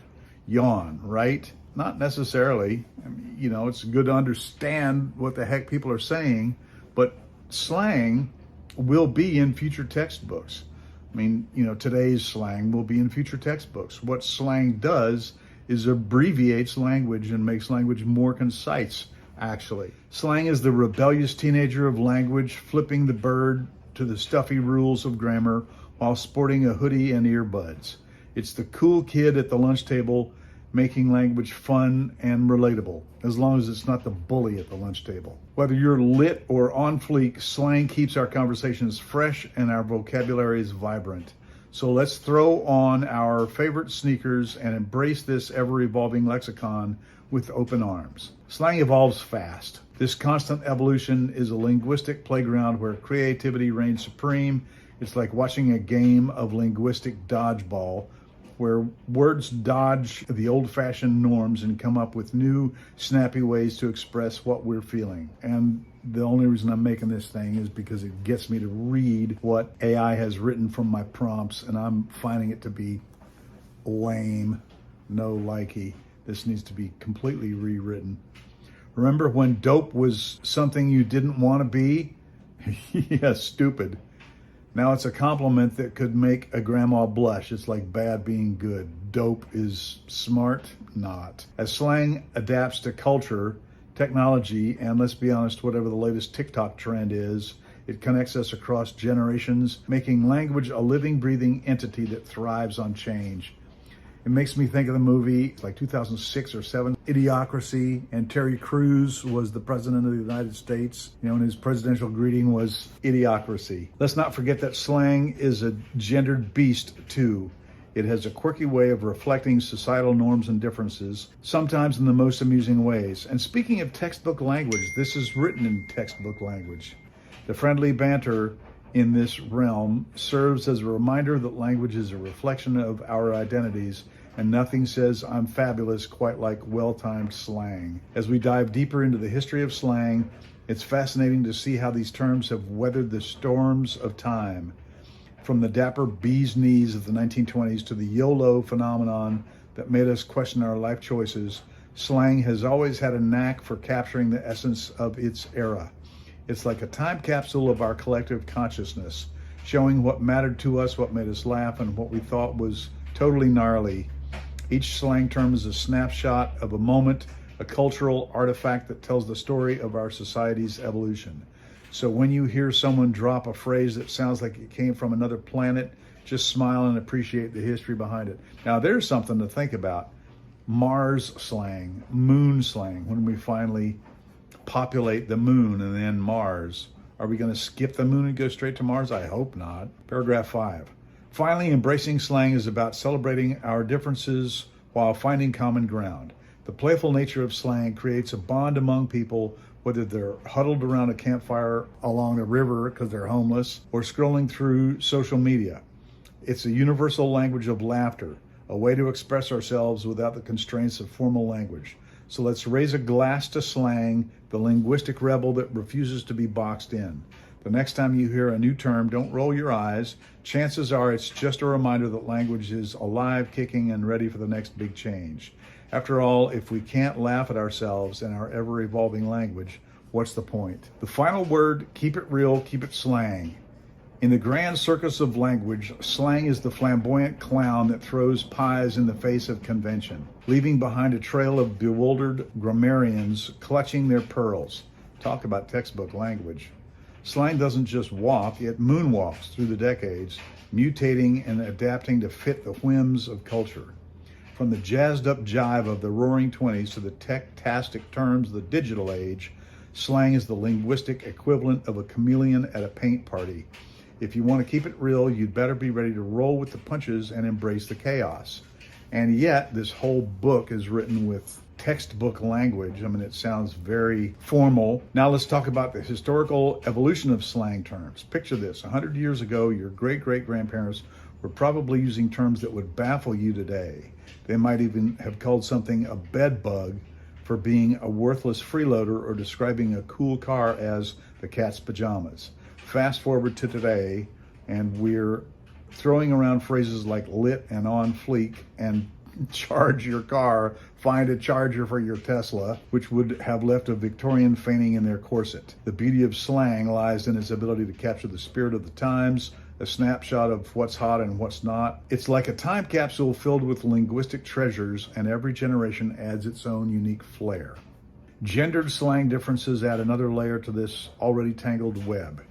They keep bringing that up. A woman might use sick to talk about a new lipstick shade. That's really old slang. Gucci is Gen Z for that. It's like the language police just decided to throw a party and forgot to send out the invites, the invitations. Men and women often inhabit different linguistic worlds, with each gender carving out its own territory in the slang landscape. So if you're looking to keep it real, just remember, what's fly for one might be cringe for another. Then there's the beauty of slang as its abbreviation evolves. The art of abbreviation is like a secret code that only the coolest kids in class know. Who has time to say, I'm going to the grocery store, when you can just text G to G? This evolution is not just about saving breath, it's about creating a linguistic shorthand that bonds groups together. Now that I completely agree with. Slang evolves into a kind of secret handshake for those in the know, making the outside world feel like a stiff old librarian shushing you while you're trying to have fun. If you want to keep it real, embrace these abbreviations. In the end, the final word on slang is all about authenticity. Keep it real, keep it slang. Whether you're using it to connect with friends, express yourself, or simply to sound like the coolest cat on the block, remember that slang is a living, breathing entity. It's a reflection of who we are, where we've been, and where we're going. Go ahead, sprinkle some slang into your conversations, but do it with a wink and a nod. After all, slang is meant to be fun. And slang is the life of the party, so keep it real, keep it fresh, and always be ready to ride the wild wave of words that is slang. Last section. Call to action. Go forth and slang. In the grand tapestry of language, slang is the vibrant thread that adds color and pizzazz, transforming dull conversations into lively exchanges. Picture it as the mischievous little sibling of formal speech, always ready to jump out and surprise you with a cheeky wink. Now, as we stand at the precipice of this linguistic adventure, it's time for you to embrace your inner slangster and let those words fly. So grab your favorite slang dictionary or just your smartphone and prepare to dive headfirst into the exhilarating world of slang. Slang is not just a collection of quirky phrases, it's an ever-evolving beast that keeps us on our toes. Think of it as the fashion trend of language. One minute everyone is lit, and the next you're left scratching your head as you overhear someone say, "It's giving." As slang evolves, so does our culture, so why not get in on the action? Whether you're a no-cap kind of person or you prefer the classics of yesteryear, the beauty of slang lies in its adaptability. Just remember, if you're going to drop some slang bombs, make sure they're fresh out of the oven and not stale like last week's bread. And then again, if you're making a movie, you need to use period language. So if you're a 20-year-old making a movie set 50 years ago, you need to learn the old slang, don't you? Now, let's not forget the gender differences in slang. They keep bringing that up. Men and women have been known to use language in delightfully different ways, creating a rich tapestry of slang that reflects society's quirks. It's like a linguistic dance-off where each side shows off its best moves. Ladies might sprinkle in a little "yass queen," while gents throw down with "bro," and somehow it all blends into a fabulous linguistic stew. So whether you're a dude or a gal, babe is more like it, there's a whole world of slang waiting for you to explore. Just be careful not to cross those verbal streams until you want a confused audience at your next gathering. As you venture forth into the realm of slang, remember that this journey is best taken with a sense of humor. Slang is meant to be fun, a playful jab at the seriousness of life, so don't be afraid to experiment. I think AI is completely missing it here. You know, maybe my prompts helped it to miss it, but I just don't like what has transpired here. For one thing, it's just redundant. I need to go through and find all the paragraphs that reference, I guess I can do a search for that, the gender differences in slang. One paragraph is sufficient, and I think there have been at least 5, maybe closer to 10. Try out the latest terms with your friends, or better yet, throw them into a conversation with your parents and watch the bewilderment unfold. "What's a vibe check, dear?" they might ask, while you revel in the bewildering joy of it all. Just imagine the stories you'll have to tell when grandma finally grasps the concept of flexing, the ultimate family bonding experience. So what are you waiting for? The world of slang is your oyster, ready for you to crack it open and discover the pearls within. Go forth and slang. Whether you're a seasoned pro or just dipping your toes into this sea of words, remember that slang is about connection, creativity, and a little bit of chaos. So grab your friends, unleash your inner wordsmith, and let the slang flow like a river of wit and charm. Who knows, you might just start the next big trend in the world of language, one cheeky phrase at a time.